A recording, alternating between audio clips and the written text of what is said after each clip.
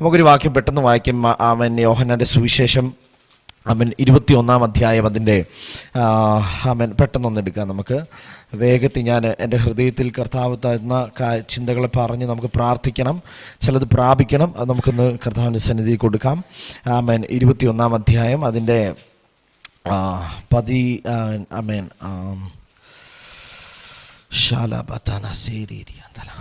17-ാമത്തെ വാക്യം നമുക്കൊന്ന് വായിക്കാം. എല്ലാവരും ആമേനൊന്ന് വായിക്കണമേ. യോഹന്നാന്റെ സുവിശേഷം 21-ാം അധ്യായം അതിൻ്റെ 17-ാമത്തെ വാക്യം ഒന്ന് വായിക്കാം.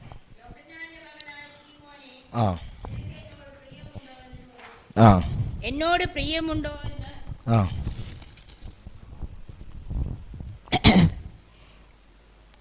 യോഹന്നാന്റെ മകനായ ശീമോനെ, നിനക്ക് എന്നോട് പ്രിയമുണ്ടോ എന്ന് ചോദിച്ചു. എന്നോട് പ്രിയമുണ്ടോ എന്ന് മൂന്നാമതും ചോദിക്കയാൽ പത്രോസ് ദുഃഖിച്ചു. കർത്താവേ, നീ സകലവും അറിയുന്നു, എനിക്ക് നിന്നോട് പ്രിയമുണ്ട് എന്നും നീ അറിയുന്നു എന്ന് അവനോട് പറഞ്ഞു. യേശു അവനോട്, എൻ്റെ ആടുകളെ മേയ്ക്ക. മതി. ആമേൻ. സ്തോത്രം. ഇത് പത്രോസിൻ്റെ ലൈഫിൽ നമുക്ക് എല്ലാവർക്കും അറിയാവുന്ന ഒരു സിറ്റുവേഷനാണ്. ആമേൻ. ഈ പത്രോസ്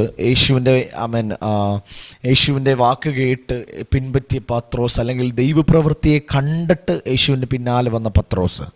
ആമേൻ. ഇതിനകത്ത് ഈ വായിച്ച വാക്യം എന്ന് പറഞ്ഞാൽ പത്രോസിനെ റെസ്റ്റോർ ചെയ്ത ദൈവത്തിൻ്റെ ശബ്ദമാണ്. നമുക്കറിയാം 3 പ്രാവശ്യം പത്രോസ് യേശുവിനെ തള്ളിപ്പറഞ്ഞത്.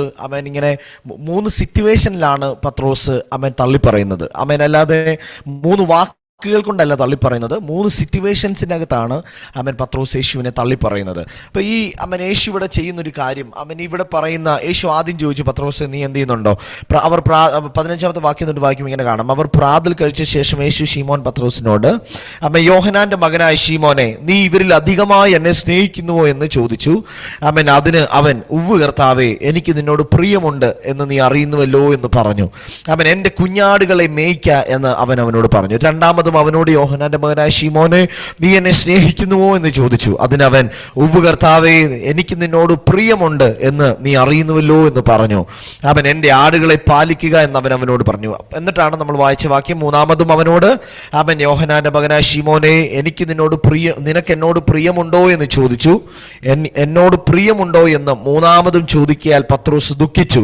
കർത്താവേ, നീ സകലവും അറിയുന്നു, എനിക്ക് നിന്നോട് പ്രിയമുണ്ട് എന്നും നീ അറിയുന്നു എന്ന് അവനോട് പറഞ്ഞു. യേശു അവനോട്, എൻ്റെ ആടുകളെ മേയ്ക്ക എന്ന് പറഞ്ഞു. ഈ സിറ്റുവേഷൻസിനെ നമ്മൾ നോക്കുമ്പം എന്തുകൊണ്ടാണ് നമ്മൾ ഇതിൻ്റെ 3-ാമത്തെ വാക്യം, ഈ 21-ന്റെ 3-ാമത്തെ വാക്യം വായിക്കുമ്പോൾ വളരെ ക്ലിയർ ആയിട്ട് നമുക്കറിയാൻ പറ്റും. 2-3 വായിക്കുമ്പോൾ അവിടെ ഇങ്ങനെ പറഞ്ഞു, ശീമോൻ പത്രോസും ദിദിമോസ് എന്ന തോമാസും ഗലീലയിലുള്ള കാനായിലെ നദനയേലും സെബദി മക്കളും അവൻ്റെ ശിഷ്യന്മാരിൽ വേറെ 2 പേരും ഒരുമിച്ച് കൂടിയിരുന്നു. ശീമോൻ പത്രോസ് അവരോട്, ഞാൻ മീൻ പിടിക്കാൻ പോകുന്നു എന്ന് പറഞ്ഞു. ഞങ്ങളും പോരുന്നു എന്ന് സ്തോത്രം അവർ പറഞ്ഞു. അവർ പുറപ്പെട്ട് പടക് കയറിപ്പോയി. ആ രാത്രിയിൽ ഒന്നും പിടിച്ചില്ല.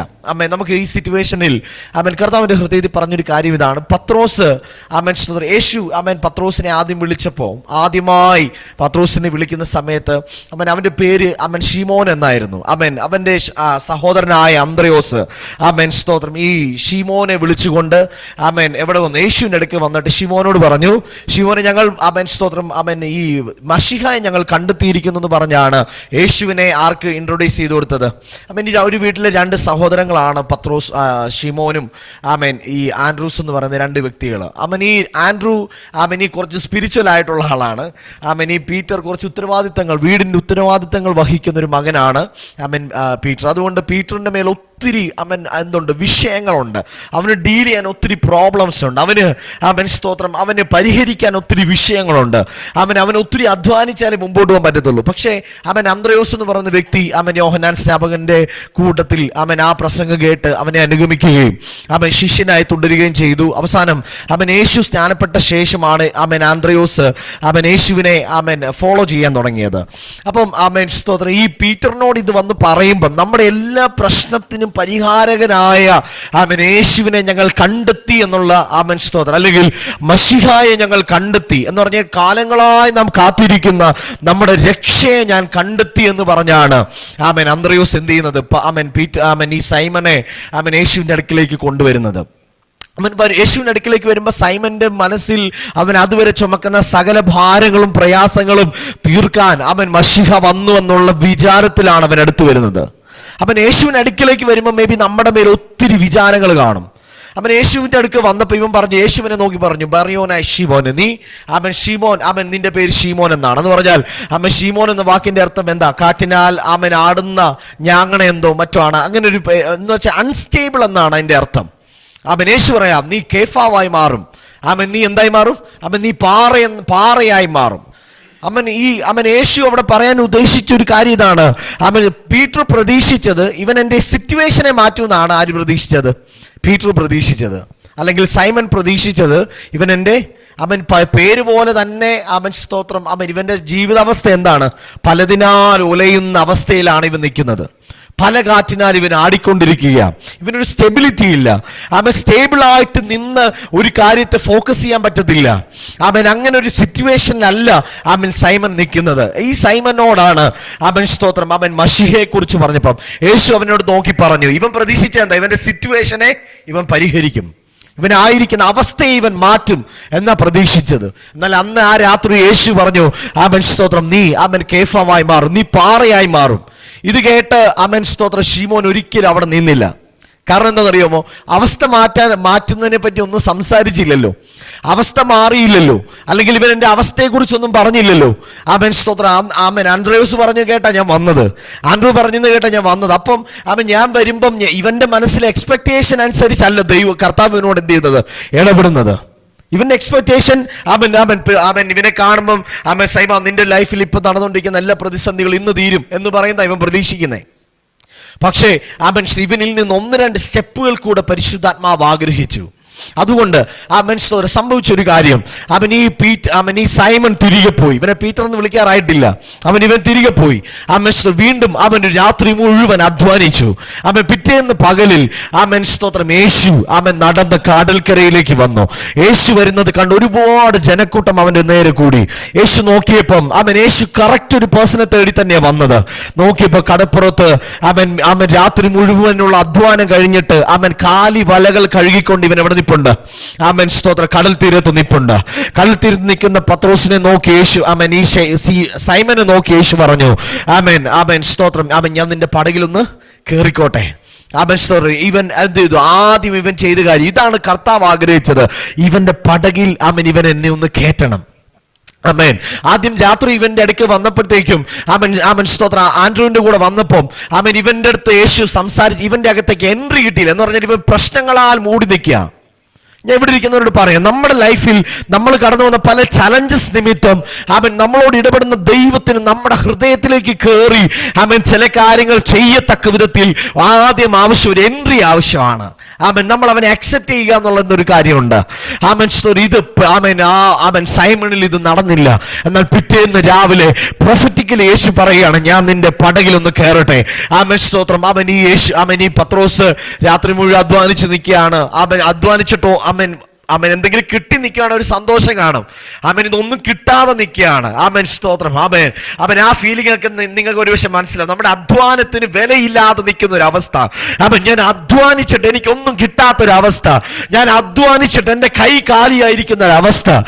എന്നാൽ മറു സൈഡിൽ എൻ്റെ ലൈഫിൽ എനിക്ക് എടുത്താ പൊങ്ങാത്ത, എനിക്ക് പരിഹരിച്ചാ തീരാത്ത, എനിക്ക് ഡീൽ ചെയ്യാൻ പറ്റാത്ത 100 കൂട്ടം പ്രതിസന്ധികൾ എൻ്റെ ഒരു സൈഡിൽ കിടപ്പുണ്ട്.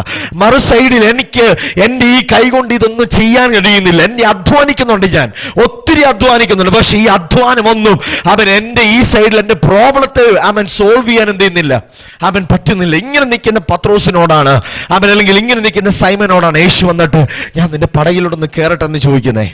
ഇവിടെ യേശു ആ പടകിലേക്ക് സ്തോത്രം സ്റ്റെപ്പ് എടുത്ത് വെച്ചു. അപ്പൊ യേശു അടുത്ത കാര്യം എന്നോട് പറയാ, ഒന്ന് കുറച്ചൊന്ന് ആഴത്തിലോട്ടൊന്ന് എന്ത് ചെയ്യണം, ഒന്ന് നീക്കിയിടണം. കാരണം സ്തോത്രം, ആൾക്കാരോട് സംസാരിക്കാൻ പാകത്തിന് ഇതൊന്ന് സെറ്റ് ചെയ്ത് തരണം. സ്തോത്രം, ഈ മനുഷ്യൻ യേശു അവിടെ ആ ജനത്തോട് മുഴുവൻ ദൈവരാജ്യത്തെ കുറിച്ച് സംസാരിക്കുമ്പം സ്തോത്രം, ദൈവരാജ്യം പലവിധ സ്തോത്രം എല്ലാവിധ മീനും പിടിക്കുന്ന വലയാണെന്നൊക്കെ യേശു പറയുമ്പം സ്തോത്രം, ഒന്നും കിട്ടാത്തവൻ വല കഴിക്കണം. ഇങ്ങനെ ആലോചിക്കും, നിങ്ങൾക്ക് അങ്ങനെ സിറ്റുവേഷൻ വന്നിട്ടുണ്ടോ? പിറുപിറുപ്പിന്റെ അങ്ങേയറ്റമായിരിക്കും നമ്മുടെ മനസ്സിൽ വരുന്നത്, അല്ലേ? നമുക്ക് വിശ്വാസം വരുമോ? സ്തോത്രം, നമ്മൾ അധ്വാനിച്ചിട്ട്, എനിക്കാണെങ്കിൽ പിറുപിറുപ്പ് വരും. ഞാൻ നല്ല രീതിയിൽ ദൈവത്തോട് പിറുപിറുക്കുന്ന മനുഷ്യനാണ്. എനിക്ക് പിറുപിറുപ്പ് വരും. എൻ്റെ സിറ്റുവേഷനിൽ ഞാൻ അധ്വാനിച്ചിട്ട് പോലും ഒന്നും നടക്കാത്തതിനാൽ എനിക്ക് ഫ്രസ്ട്രേഷൻ ആവും. അങ്ങനെ നിൽക്കുന്ന മനുഷ്യൻ 1-2 മണിക്കൂർ യേശുവിന്റെ പ്രസംഗം കേട്ടു. ആ മനുഷ്യനോട് യേശു പറയുക, ആമേൻ സ്തോത്രം, ആമേൻ ഈ എന്ത് ചെയ്യാ ഞാൻ അവൻ ഈ പത്രോസിനെ കുറിച്ചുള്ള ദൈവത്തിന്റെ പ്രതീക്ഷ എന്താണെന്നറിയാം? അവന്റെ മേൽ ദൈവം അവനിൽ ദൈവപ്രവൃത്തി തുടങ്ങാനുള്ള കാരണം അവൻ മറുത്തു പറയാതെ അനുസരിക്കുന്നവനായിരുന്നു. എങ്ങനെ മറുത്തു പറയാതെ അനുസരിക്കും? ഒബ്ജക്ഷൻ പറയത്തില്ല. അവനോടൊരു കാര്യം പറഞ്ഞാൽ ഇവനോട് യേശു അവൻ പടയിൽ കയറിക്കോ, ഒന്ന് കുറച്ചങ്ങോട്ട് നീക്കിയിടാമോ? സംസാരമൊന്നുമില്ല, അകത്ത് പിറുപിറുപ്പൊക്കെ ആയിരിക്കും, പക്ഷേ കുറച്ച് യേശുവിന് ആവശ്യമുള്ളതുപോലെ. അപ്പോൾ കർത്താവിന് ആവശ്യം സംടൈംസ് നമ്മളിൽ നിന്ന് ദൈവം പ്രതീക്ഷിക്കുന്ന വലിയ കാര്യങ്ങളൊന്നും അല്ല. കർത്താവ് പ്രതീക്ഷിക്കുന്നത് നമ്മുടെ സ്തോത്രം യാതൊരുവിധ സ്തോത്രം തടസ്സങ്ങളും കൂടാതെ യാതൊരുവിധ മറുത്തു പറയലും ഇല്ലാതെ യെസ് ലോർഡ് എന്ന് പറയാൻ ഒരു സബ്മിസീവായിട്ട് നിൽക്കാൻ പരിശുദ്ധാത്മാവ് നമ്മിൽ നിന്ന് പ്രതീക്ഷിക്കുകയാണ്. എന്തുകൊണ്ടാണ് കർത്താവ് ട്രാൻസ്ഫോർമേഷൻ സംഭവിക്കാത്തെ? എന്തുകൊണ്ടാണ് കർത്താവ് ദൈവപ്രവൃത്തി നടക്കാത്തെ? എന്തുകൊണ്ടാണ് കർത്താവിന്റെ അവസ്ഥ മാറാത്തെന്ന് ചോദിച്ചാൽ കർത്താവ് പറയും, നിന്റെ അവസ്ഥ മാറ്റണം എന്നുള്ളത് ദൈവത്തിന്റെ ആവശ്യമാണ്. അപ്പൊ തന്നെ ദൈവത്തിന് ഈ അവസ്ഥ മാറ്റുക മാത്രമല്ല പ്രതീക്ഷ, രോഗം മാറ്റുക മാത്രമല്ല പ്രതീക്ഷ, ഈ രോഗത്തിനകത്തൂടെ പോകുന്ന നിന്നെ കർത്താവിന് പുറത്തു കൊണ്ടുവരണം. ഈ സിറ്റുവേഷനകത്തൂടെ പോകുന്ന നിന്നെ കർത്താവിന് പുറത്തെടുക്കണം. കർത്താവ് പറയും, ശീമോനെ, നിന്നെ നോക്കുമ്പോൾ നിന്റെ അകത്തിരിക്കുന്ന പത്രോസിനെ ഞാൻ കാണുന്നേ. സ്തോത്രം, നീ ഇപ്പം ശീമോൻ എന്ന് പറയുന്നത് വെറും പേര് മാത്രമല്ല, അത് അവന്റെ നേച്ചറാണ്. സ്തോത്രം, ഇന്ന് ഇവിടെ ഉറച്ചു നിൽക്കുന്നത് പോലെ തോന്നിയെങ്കിലും കാറ്റടിച്ചാൽ ഇവൻ ആടിപ്പോകും. ഇത് അവന്റെ നേച്ചറാണ്. ഈ നേച്ചറിൽ നിന്ന് അവനെ സ്തോത്രം എന്താ പറയുക, സ്ട്രോങ് ആയ ഒരു ക്യാരക്ടറിലേക്ക് ഇവനെ ഷിഫ്റ്റ് ചെയ്യണം. നമ്മൾ മനസ്സിലാക്കാതെ പോകുന്ന ഒരു കാര്യമുണ്ട്. നമ്മുടെ ലൈഫിൽ ദൈവപ്രവൃത്തികൾ അതാത് സമയങ്ങളിൽ വെളിപ്പെടുത്തുന്നത്, ദൈവം നമുക്ക് വേണ്ടി പ്രവർത്തിക്കുന്നത് നമ്മുടെ സിറ്റുവേഷൻസിനെ എപ്പോഴും ശരിയാക്കി തരാൻ വേണ്ടിയല്ല, നമ്മുടെ നേച്ചറിനെ കർത്താവിന് ഉറപ്പുള്ളവരാക്കി മാറ്റാൻ വേണ്ടിയിട്ടാണ്. ആമേൻ. നിങ്ങൾ വിശ്വസിക്കുന്നുണ്ട് കർത്താവ് എന്നെ പണിയാൻ വേണ്ടിയാണ് കർത്താവ് എൻ്റെ മേൽ ദൈവപ്രവൃത്തികൾ കാണിക്കുന്നത്? എത്ര പേര് വിശ്വസിക്കുന്നുണ്ട്? അവൻ എന്നെ വിളിച്ചപ്പം എന്നെ കുറിച്ച് അവൻ കണ്ടൊരു പിക്ചർ. ആമേൻ. ഞാൻ കഴിഞ്ഞ ദിവസം പറഞ്ഞു ഈ കാര്യങ്ങളൊക്കെ നമ്മൾ പറഞ്ഞു വന്ന കാര്യത്തിലേക്ക് ഞാൻ പെട്ടെന്ന് വരാം. ഇവന്റെ മറുത്തു പറയാതുള്ള അനുസരണം ഒന്നാലോചിക്കുക. ഒരു രാത്രി മുഴുവൻ അധ്വാനിച്ച് കാലി വലയായിട്ട് നിൽക്കുമ്പം യേശു പറയാം, ആഴത്തിലേക്ക് പോയിട്ട് എന്ത് ചെയ്യണം? വലയിറക്കണം. ഇവൻ പറഞ്ഞു ഒരൊറ്റ വാക്ക് തിരിച്ച്, സ്തോത്രം, നിന്റെ വാക്കിന് ഞാൻ എന്ത് ചെയ്യാം? വലയിറക്കാം. എനിക്കൊത്തിരി പ്രോബ്ലം ഉണ്ട്, എനിക്കൊത്തിരി നഷ്ടമുണ്ട് ഇതിൻ്റെ അകത്ത്. ഈ ഓവർനൈറ്റ് ഒക്കെ ജോലി ചെയ്തിട്ട് വന്നിട്ട്, അല്ല നിങ്ങൾക്കറിയാലോ, നിങ്ങൾ നൈറ്റ് ഡ്യൂട്ടി ഒക്കെ ചെയ്യുന്നവരല്ലേ, നൈറ്റ് ഡ്യൂട്ടി കഴിഞ്ഞിട്ട് വന്ന് രാവിലെയും കൂടെ ജോലി ചെയ്യാൻ പറഞ്ഞാൽ എന്ത് പറയും? നമ്മൾ വേറെ പണിയെല്ലാം പോയി നോക്കാൻ പറയത്തില്ലേ? പക്ഷെ പീറ്റർ എന്ത് ചെയ്യുന്നറിയാമോ? നിന്റെ വാക്കിന് ഞാൻ എന്ത് ചെയ്യാം? ഇനി വേറെ ആരും പറഞ്ഞിട്ടല്ല കർത്താവ്, നീ പറയുന്നത് കൊണ്ട് ഞാൻ എന്ത് ചെയ്യാം? കാരണം എന്താ പറയുക, നീ പറഞ്ഞ എന്തൊക്കെയോ എൻ്റെ ഹൃദയത്തിൽ എന്തോ ചെയ്യുന്നുണ്ട്, അടുത്ത സ്റ്റെപ്പ് എടുക്കാൻ എന്നെ സഹായിക്കുന്ന എന്തോ നീ കുറച്ചു മുമ്പേ പറഞ്ഞിട്ടുണ്ട്. ദൈവത്തിന്റെ വചനം നമ്മളെ കൊണ്ട് സ്തോത്രം വലിയ സ്റ്റെപ്പുകൾ എടുപ്പിക്കും. ദൈവവചനം നമ്മളിപ്പോ നേരത്തെ വായിച്ച വാക്യത്തെ പ്രിയ സിസ്റ്റർ പറഞ്ഞ വാക്യത്തിനുണ്ടല്ലോ, വചനം നിങ്ങളിൽ എന്ത് ചെയ്യുന്നുണ്ട്? വ്യാപരിക്കുന്നുണ്ട്. വിശ്വസിക്കുന്ന നിങ്ങളിൽ അത് വ്യാപരിക്കുന്നുണ്ട്. അപ്പൊ കർത്താവിൽ നിന്ന് കേൾക്കുന്നത് അടുത്ത സ്റ്റെപ്പിലേക്ക് പോകാൻ നമ്മൾ എന്ത് ചെയ്തുകൊണ്ടിരിക്കുക? നമ്മുടെ അകത്ത് ഒരു ക്രിയ ചെയ്തുകൊണ്ടിരിക്കുന്നുണ്ട്. അങ്ങനെ ഫീൽ ചെയ്യുന്നുണ്ടോ നിങ്ങൾക്ക്? സിസ്റ്റർ പറഞ്ഞതുപോലെ സ്തോത്രം, ഏതെങ്കിലും സിറ്റുവേഷനിൽ കൂടെ പോകുമ്പോൾ ഇന്നലെയാണോ എന്നാണ് അച്ഛൻ പറഞ്ഞു, മറ്റേ വാക്യപ്പെട്ടിയുടെ കാര്യം അല്ലെ, വചനപ്പെട്ടി.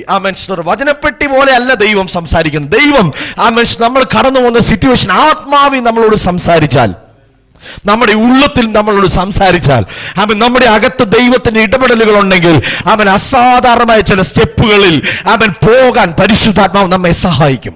നമ്മുടെ പ്രശ്നം എന്നറിയാമോ?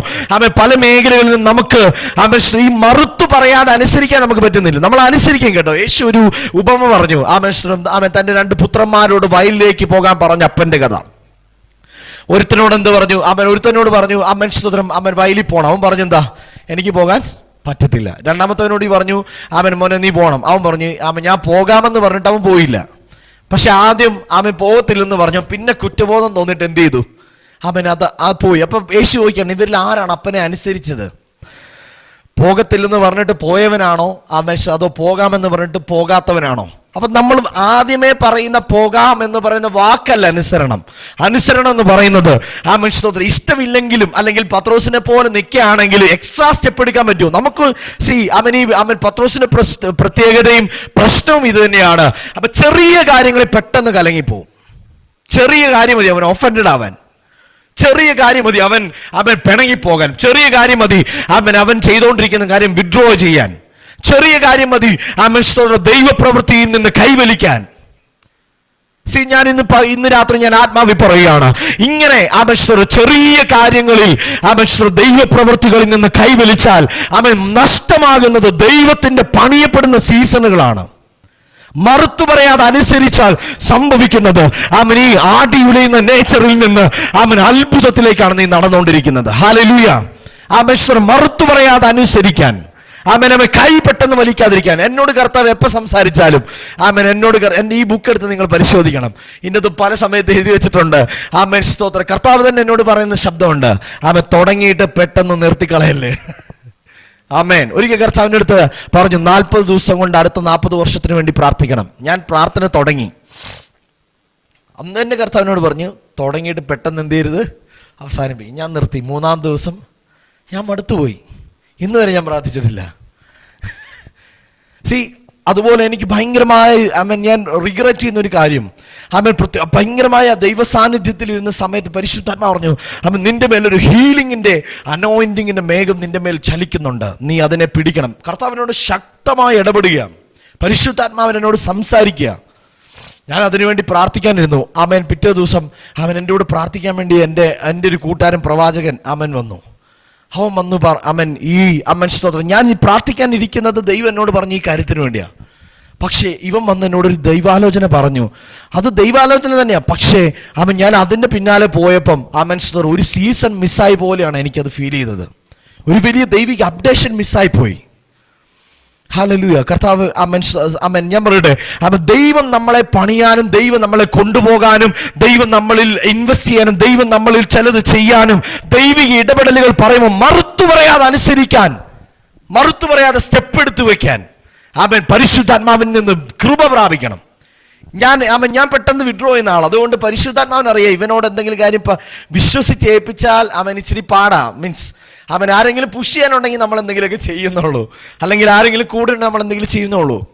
തന്നെത്താനെ ഒരു കാര്യം തക്കി പറയും ഭയങ്കര ബുദ്ധിമുട്ടാണ്. ആമേൻ. ഇത് ഞാൻ എൻ്റെ കുറവ് പറയല്ല, എനിക്കറിയാം. സ്തോത്രം. കർത്താവിനോട് ഒറ്റ കാര്യമുണ്ട്, നീ മറുത്തു പറയാതെ അനുസരിച്ചാൽ ഞാൻ എന്ത് ചെയ്യും? നീയല്ല ഓടുന്നത്, ഞാനാണ് ഓടുന്നത്. പത്രോസ് മറുത്തു പറയാതെ അനുസരിച്ചപ്പം സംഭവിച്ച കാര്യം, ഇന്നലെ വരെ ഇവനെ കൊണ്ട് ഡീൽ ചെയ്യാൻ പറ്റത്തില്ലെന്ന് ഇവൻ എക്സ്പീരിയൻസ് ചെയ്ത് മനസ്സിലാക്കിയ കാര്യം ഒരൊറ്റ അനുസരണത്തിന്റെ പുറത്ത് അവന്റെ ബോട്ട് മുക്കിക്കളയത്തക്ക വിധത്തിൽ വെളിപ്പെട്ടു. ഇവന്റെ ആവശ്യം, ഇവൻ പ്രതീക്ഷിച്ച എന്തായിരിക്കും? ഇവന്റെ ഇന്നത്തെ കാര്യം നടക്കാനുള്ള ഒരു കാര്യമായിരിക്കും അവൻ പ്രതീക്ഷിച്ചേ. ഇവന്റെ കുറെ നാളത്തെ പെൻഡിങ് കൂടെ പരിഹരിക്കുന്ന ലെവലിൽ പരിശുദ്ധാത്മാവ് അത്ഭുതം അവന്റെ മേൽ എന്ത് ചെയ്തു? ആമേൻ. അപ്പൊ ഞാൻ പറയട്ടെ, നമ്മുടെ മേൽ കിടക്കുന്ന ദൈവം നമ്മളോട് പറഞ്ഞ ദൈവ ശബ്ദങ്ങളോടുള്ള നമ്മുടെ പ്രതികരണങ്ങൾ സ്തോത്രം നമ്മളെ അടുപ്പിച്ചുകൊണ്ടിരിക്കുന്നത് ദൈവം നമ്മളിൽ കണ്ട ദൈവിക വ്യക്തിത്വങ്ങളിലേക്കാണ്. ദൈവം നമ്മുടെ മേൽ വെച്ച വിളിയുടെ കോളിങ്ങിലേക്കാണ്.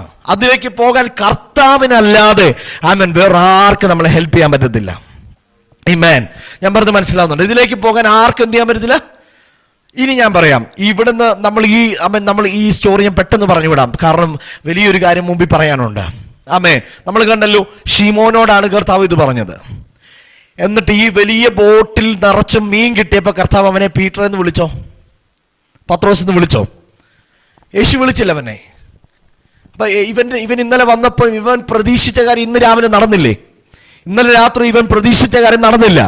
കാരണം അത് യേശുവിന്റെ വീട്ടിലായിരുന്നു, അല്ലെങ്കിൽ യേശു പാർത്തിരുന്ന വീട്ടിൽ വെച്ചാണ് ഇതെന്ത് ചെയ്തത്, അവൻ കേട്ടത്. അവിടെ വെച്ച് നടന്നില്ല. അവൻ നിന്നെടുത്ത് യേശു വന്നപ്പോൾ അത് നടന്നു. പറഞ്ഞു മനസ്സിലാവുന്നുണ്ടോ? നമ്മൾ ചില സമയത്ത് ഇങ്ങനെ നമ്മൾ നിൽക്കുന്നിടത്ത്, അല്ലെങ്കിൽ ഒന്നാലോചിക്കേ, ഇവന്റെ അത്ഭുതം നടക്കേണ്ടത് എവിടെയാ? ഒരു കടൽ തീരത്തോ അല്ലെങ്കിൽ കടലിന്റെ ആഴങ്ങളിലാണ് പത്രോസിന്റെ ജീവിതത്തിന്റെ പ്രശ്നം പരിഹരിക്കേണ്ടത്. ഇവൻ ഈ പരിഹാരം തേടുന്നത് എവിടെ? യേശു ഇരിക്കുന്ന വീട്ടിൽ ഒരു രാത്രിയിൽ. ആമേൻ. ആ രാത്രിയിൽ ഇവൻ ആൻഡ്രൂവിന്റെ കൂടെ വന്നപ്പോൾ ഇവൻ പ്രതീക്ഷിച്ചത് എന്റെ പ്രശ്നം ഇന്ന് ഇവിടെ തീരാൻ പോവാന്ന്. ആമേൻ. പക്ഷേ കർത്താവ് പറയാടാ, ഞാൻ നിന്റെ അടുക്കലേക്ക് ഒരു വരവുണ്ട്. ഞാൻ പറയുന്നു, നീ അനുസരിക്കുമ്പം ഞാൻ നിന്റെ അടുക്കലേക്ക് ഇറങ്ങിയൊരു വരവുണ്ട്. ആ വരവ് നിന്റെ വല നിറയ്ക്കും, അത് നിന്റെ പടക് നിറയ്ക്കും. വേറൊന്നിനും വേണ്ടിയല്ല, നിന്നെ കൊണ്ട് ഫസ്റ്റ് സ്റ്റെപ്പ് എടുപ്പിക്കാൻ. എന്തിലേക്കുള്ള സ്റ്റെപ്പാ?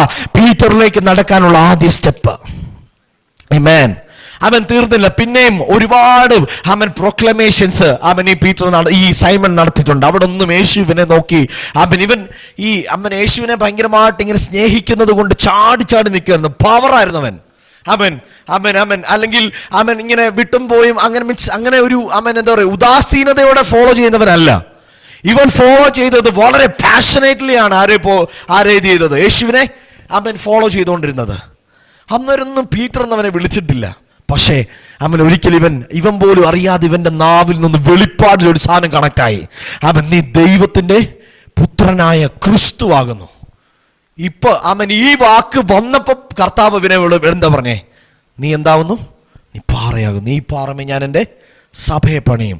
ഒരൊറ്റ പ്രൊക്ലമേഷനിൽ അവന്റെ മേൽ വന്നത് എന്തൊക്കെയാണെന്നറിയാമോ? സ്തോത്രം, വിലയേറിയ ദൈവിക വെളിപ്പാട് അവന്റെ മേൽ വന്നു. വലിയൊരു അധികാരം അവന്റെ മേൽ വന്നു. അടുത്തത് പറയുന്നത് ഒരു താക്കോൽ, ദൈവരാജ്യത്തിന്റെ അധികാരത്തിന്റെ താക്കോൽ ദൈവം അവന്റെ കയ്യിൽ എന്ന് പറയുമ്പം സ്തോത്രം, അവന്റെ വെളിപ്പാടുള്ള സകലർക്കും, അല്ലെങ്കിൽ അവൻ പ്രാപിച്ച ക്രിസ്തു വെളിപ്പാടിനെ തൊടുന്ന എല്ലാവന്റെ മേലും ഇത് വെളിപ്പെട്ട് വരികയാണ്. നമ്മുടെ ഈ ഒരു യാത്ര നമ്മൾ നോക്കണം. ഈ സൈമനിൽ നിന്ന് പീറ്റർ എന്നുള്ള ഫസ്റ്റ് കോളിംഗ് വരെയുള്ള യാത്ര കേട്ടോ. എന്നിട്ടും ഈ യോഹന്നാന്റെ സുവിശേഷത്തിൽ ഈ യോഹന്നാനും പീറ്ററും യാക്കോബി, ആൻഡ്രൂ ഇവരൊക്കെ ഒരേ ബാല്യകാലം മുതൽ ഒരുമിച്ച് വളർന്ന് വന്ന ഒരു കൂട്ടുകാരാണ്. അപ്പം ഈ യോഹന്നാന്റെ ലെറ്റേഴ്സിലെല്ലാം, അല്ലെങ്കിൽ സുവിശേഷങ്ങളിലെല്ലാം ഈ പീറ്റർ എന്ന് തികച്ച് എഴുതിയിട്ടില്ല. പത്രോസ് എഴുതില്ല. ശീമോൻ പത്രോസ് എഴുതിയേക്കുന്നത് കണ്ടിട്ടുണ്ടോ? വായിക്കണം. മറ്റ് സുവിശേഷങ്ങളിൽ ആദ്യം സൈമൻ എന്നും പിന്നെ യേശു പേര് മാറ്റിയ ശേഷം അവനെ പീറ്റർ എന്നും മാത്രമാണ് എഴുതിയിരിക്കുന്നത്. പക്ഷെ ഈ യോഹന്നാൻ മാത്രം ഇവനെ ശീമോൻ പത്രോസ് എന്ന് വിളിക്കുന്നതിന്റെ കാരണം എന്താണെന്ന് അറിയാമോ? ഇവൻ പീറ്റർ എന്നുള്ള വിലയേറിയ സാധനം പ്രാപിച്ചെങ്കിലും, ആ പട്ടം ഇവന്റെ മേൽ വന്നെങ്കിലും, അധികാരം ഇവന്റെ കൈമാറിയെങ്കിലും, വെളിപ്പാട് ഇവന്റെ കൈമാറിയെങ്കിലും, ഇവൻ ഇടയ്ക്കിടയ്ക്ക് എന്ത് കാണിക്കും? സൈമന്റെ സ്വഭാവം കാണിക്കും. മനസ്സിലാവുന്നുണ്ടോ? ഇവിടെ നമ്മൾ വായിച്ച ഭാഗത്ത് നിങ്ങൾ നോക്കിക്കേ, 17-ാമത്തെ വാക്യത്തെ യേശു എന്താ അവനെ വിളിച്ചു നോക്കിയേ. മൂന്നാമതും അവനോട്, യോഹന്നാന്റെ മകനായ ശീമോനെ, നിനക്ക് എന്നോട് പ്രിയമുണ്ടോ എന്ന് ചോദിച്ചു. യേശു അവനെ എന്താ വിളിച്ചോണ്ടിരുന്നേ? യേശു അവനെ ദൈവപുത്രൻ എന്ന വെളിപ്പാട് പറഞ്ഞതിന് ശേഷം യേശു എന്താ വിളിച്ചിരുന്നേ? പത്രോസെന്നല്ല വിളിച്ചോണ്ടിരുന്നേ. ഇപ്പൊ കർത്താവ് അവനെ വിളിക്കുകയാണ്. എന്ത്? ശീമോനെ. അപ്പന്റെ പേര് കൂട്ടിയാ വിളിക്കുന്നേ. യോഹന്നാന്റെ മകനായ ശീമോനെ എന്നാ വിളിക്കുന്നത്. എന്താ പറഞ്ഞ? ഇപ്പം വീണ്ടും ഞാങ്ങണയായി പോയി എന്നർത്ഥമല്ലേ? ഇതിന്റെ പിന്നിൽ ഒരു വലിയ കാര്യമുണ്ട്. കാരണം യേശു മരിച്ച് അടക്കപ്പെട്ട് ഉയർത്തെഴുന്നേറ്റതിന് ശേഷം 4 പ്രാവശ്യം മറിയയ്ക്കും എമ്മൗസിലേക്ക് പോയ ശിഷ്യന്മാർക്കും കൂടിയിരുന്ന ശിഷ്യന്മാർക്കും പിന്നെ തോമസിന്റെ അവിശ്വാസം മാറ്റാനും വെളിപ്പെട്ടു വന്നു. ഈ 4 സന്ദർഭങ്ങളിൽ 2 സന്ദർഭങ്ങളിൽ പീറ്റർ ഉണ്ടായിരുന്നു, പത്രോസ് ഉണ്ടായിരുന്നു. യേശു ഒരു വാക്ക് പോലും പത്രോസിനോട് എന്ത് ചെയ്തില്ല? സംസാരിച്ചില്ല. ഇവന്റെ ഹൃദയം തുടിച്ചത് തള്ളിപ്പറഞ്ഞതിന് ശേഷം യേശുവിനെ ജീവനോടെ കണ്ടല്ലോ. തള്ളിപ്പറഞ്ഞപ്പം ജീവനെ ഭയന്നാണ് ഇവൻ എന്ത് ചെയ്തത്? തള്ളിപ്പറഞ്ഞത്. അത് കഴിഞ്ഞിട്ട് യേശുവിനെ കണ്ടല്ലോ, യേശുവിനെ ഉയർത്തെഴുന്നേറ്റവനെ കണ്ടല്ലോ. ഈ തള്ളിപ്പറഞ്ഞവൻ എങ്ങനെ കർത്താവിനെ ഫേസ് ചെയ്യും? ഇവന് പിടിച്ചു നിൽക്കാൻ പറ്റുന്നില്ല. കാരണം ഇവന്റെ അകത്ത് ഭയങ്കര കുറ്റബോധമാണ്. ഇവൻ പ്രതീക്ഷിച്ചു നോക്കേ മഗ്ദലക്കാരത്തി മറിയയുടെ അവളുടെ പ്രയാസം തീർക്കാൻ അല്ലെങ്കിൽ അവളുടെ ആ ദുഃഖം തീർക്കാൻ യേശു ഉയർത്തെഴുന്നേറ്റ് പിതാവിന്റെ അടുക്ക് പോകുന്നതിന് മുമ്പേ ആരുടെ മുമ്പിൽ വെളിപ്പെട്ടു? മറിയയുടെ മുമ്പിൽ വെളിപ്പെട്ടു. എമ്മൗസിലേക്ക് പോയ ശിഷ്യന്മാരെ തേടി സ്തോത്രം യേശു പോയി. കൂടിയിരുന്ന ശിഷ്യന്മാരുടെ ഇടയിൽ ഇറങ്ങി വന്നു. അവരുടെ അവിശ്വാസവും ഭയത്തെ ശാസിച്ചു. അടുത്തത് അവിശ്വാസം പറഞ്ഞുകൊണ്ടിരുന്ന തോമസിന്റെ അടുക്കൽ വന്ന് അവന്റെ കയ്യിലെ ആണിപ്പഴുതുകൾ കാണിച്ചു കൊടുത്തു. ഇതെല്ലാം ചെയ്തിട്ട് യേശു എന്ത് ചെയ്തില്ല? പത്രോസിനോട് ഒരു വാക്ക് പോലും സംസാരിച്ചില്ല. വെരി നെക്സ്റ്റ് മൊമെന്റ് അടുത്ത വാക്യമാണ് നമ്മൾ വായിച്ചത്. ശീമോൻ പത്രോസും ദിദിമോസ് എന്ന തോമസും ഗലീലയിലുള്ള കനായിലും നദനയിലും സെബദി മക്കളും അവന്റെ ശിഷ്യന്മാരിൽ വേറെ 2 പേരും ഒരുമിച്ച് കൂടിയിരുന്നു. ഇവരൊക്കെ ആരാ? ഇവരൊക്കെ യേശുവിന്റെ ഉയർപ്പിന് ശേഷം യേശുവിനാൽ ഭയം മാറ്റപ്പെട്ടവർ, യേശുവിനാൽ അവിശ്വാസം ട്രീറ്റ് ചെയ്യപ്പെട്ടവർ, യേശുവിനാൽ അവന്റെ മഹത്വം കണ്ടവർ, അവന്റെ ഉയർപ്പിന്റെ മഹത്വം കണ്ടവർ. ഇവരെല്ലാവരും കൂടെ ചേർത്ത് ഒരുമിച്ച് കൂടിയിരിക്കുക. ഒറ്റൊരുത്തൻ മാത്രം യേശുവിന്റെ പ്രത്യക്ഷത കണ്ടിട്ടും അവന്റെ വിഷയത്തെ കർത്താവ് ഇറങ്ങി തൊടാത്തത് കൊണ്ട് അവന്റെ പ്രോബ്ലത്തെ കർത്താവ് ഡീൽ ചെയ്യാത്തത് കൊണ്ട് 3-ാമത്തെ വാക്യം പറയാം, ശീമോൻ പത്രോസ് അവരോട് ഞാൻ മീൻ പിടിക്കാൻ പോകുന്നു എന്ന് പറഞ്ഞു. ഉടനെ ഭയം മാറിയവനും അവിശ്വാസം മാറിയവനും ഉയർപ്പ് കണ്ടവനും ഗ്ലോറി കണ്ടവനും എല്ലാം പെട്ടെന്ന് പറഞ്ഞ വാക്ക് എന്താ നോക്കിയാൽ, ഞങ്ങളും പോരുന്നു എന്ന് അവർ പറഞ്ഞു. ആമേൻ. ഇതൊരു അവസ്ഥയാണ്, നമുക്ക് മനസ്സിലാവും. എനിക്കറിയത്തില്ല നിങ്ങൾക്ക് ഇത് കണക്ട് ആവുന്നുണ്ടോ എന്ന്. ആമേൻ. എനിവേ, ഇത് കർത്താവ് നിങ്ങളുടെ ഹൃദയത്തിൽ ഇത് പതിഞ്ഞാൽ, ആമേൻ, ഈ ദിവസങ്ങളിൽ പരിശുദ്ധാത്മാവ് ശക്തമായ ചില ടേൺ ഓവറുകൾ നടത്തും. കർത്താവ് നിങ്ങളെ വട്ടത്തി കർത്താവ് തിരിക്കും. ആമേൻ. കറക്റ്റ് ഡയറക്ഷൻസിലേക്ക് കർത്താവ് നമ്മളെ കൊണ്ടുപോകും. ആമേൻ. ഞാൻ ഇതിൻ്റെ ഇങ്ങനെ പറയാ, ഞാനിത് വായിച്ചപ്പോൾ ഞാൻ അത്ഭുതപ്പെട്ടു പോയി. മുമ്പേ ഭയം മാറിയവൻ, മുമ്പേ അവിശ്വാസം ഡീൽ ചെയ്യപ്പെട്ടവൻ, മുമ്പേ ഗ്ലോറി കണ്ടവൻ, ഉയർപ്പ് കണ്ടവൻ, ഭയം നിരുന്നപ്പം അല്ലെങ്കിൽ നാട് വിട്ടു പോയപ്പോഴത്തേക്കും അവൻ തിരിച്ചു വിളിച്ചുകൊണ്ട് വന്നവനൊക്കെ അവൻ പത്രോസിനോട് പറയാ, അല്ലെങ്കിൽ അവൻ ശീമോൻ പത്രോസിനോട് പറയാണ്, അവൻ സ്തോത്രം, അവൻ ഞാൻ മീൻ പിടിക്കാൻ പോകുന്നു എന്ന് പറഞ്ഞപ്പോൾ ഉടനെ പറയാം, ഞങ്ങളും പോരുന്നു എന്ന് പറഞ്ഞു. യേശു രണ്ടാമതും ആമേൻ സ്തോത്രം അവൻ അതേ കടൽക്കരയിലേക്ക് വരിക. ഇങ്ങനെ ഒന്ന് ഇമാജിൻ ചെയ്താൽ മതി. ആമേൻ. ഗലീലയിലേക്ക് ഇവർ തിരിച്ചു വന്നു. ആമേൻ. പത്രോസ് വീണ്ടും പടകും എടുത്തുകൊണ്ട് എങ്ങോട്ട് പോയി? ആമേൻ. വലയിട്ടുകൊണ്ട് പോകാൻ തീരുമാനിച്ചു. കാരണം പത്രോസ് പ്രതീക്ഷിച്ചത്, ആമേൻ, യേശു വെളിപ്പെടുമ്പം ആമേൻ സ്തോത്രം അവൻ പ്രതീക്ഷിച്ച, പത്രോസെ സാരമില്ലടാ പോട്ടെ, ആമേൻ, ഇതൊക്കെ സാധാരണമാണ്, ആമേൻ, നീ ഇതിൻ്റെ അകത്തുനിന്ന് പുറത്തു വരണം എന്ന് പറയണം എന്ന് ആര് പ്രതീക്ഷിച്ചു? പത്രോസ് കർത്താവിൽ നിന്ന് പ്രതീക്ഷിച്ചു. പ്രിയമുള്ളവരെ, അവന്റെ വീഴ്ചയിൽ നിന്ന് അവനെ റെസ്റ്റോർ ചെയ്യണമെന്ന് അവൻ ആഗ്രഹിച്ചു. അവന്റെ പരാജയത്തിൽ നിന്ന് യേശു അവന്റെ അടുത്ത് വന്ന് അവൻ പത്രോസെ സാരമില്ലടാ എന്ന് പറയണമെന്ന് ആര് പ്രതീക്ഷിച്ചു? പത്രോസ് നോക്കിയപ്പോൾ ആരെയൊക്കെ വന്നു? അവൻ തോമസിന്റെ അടുത്ത് വന്ന് നീ വിശ്വാസിയായിരിക്കടാ എന്ന് പറഞ്ഞു. അവനെ ഉറപ്പിച്ചു. അപ്പൊ പത്രോസ് ഇത് കണ്ടോണ്ടിരിക്കുക. തോമസായിട്ട് ഡീൽ ചെയ്തു. പെട്ടെന്ന് ഈ പുള്ളിക്ക് തോന്നിയത് എന്നാണെന്നറിയോ? എന്നോട് പ്രശ്നമായിരിക്കും,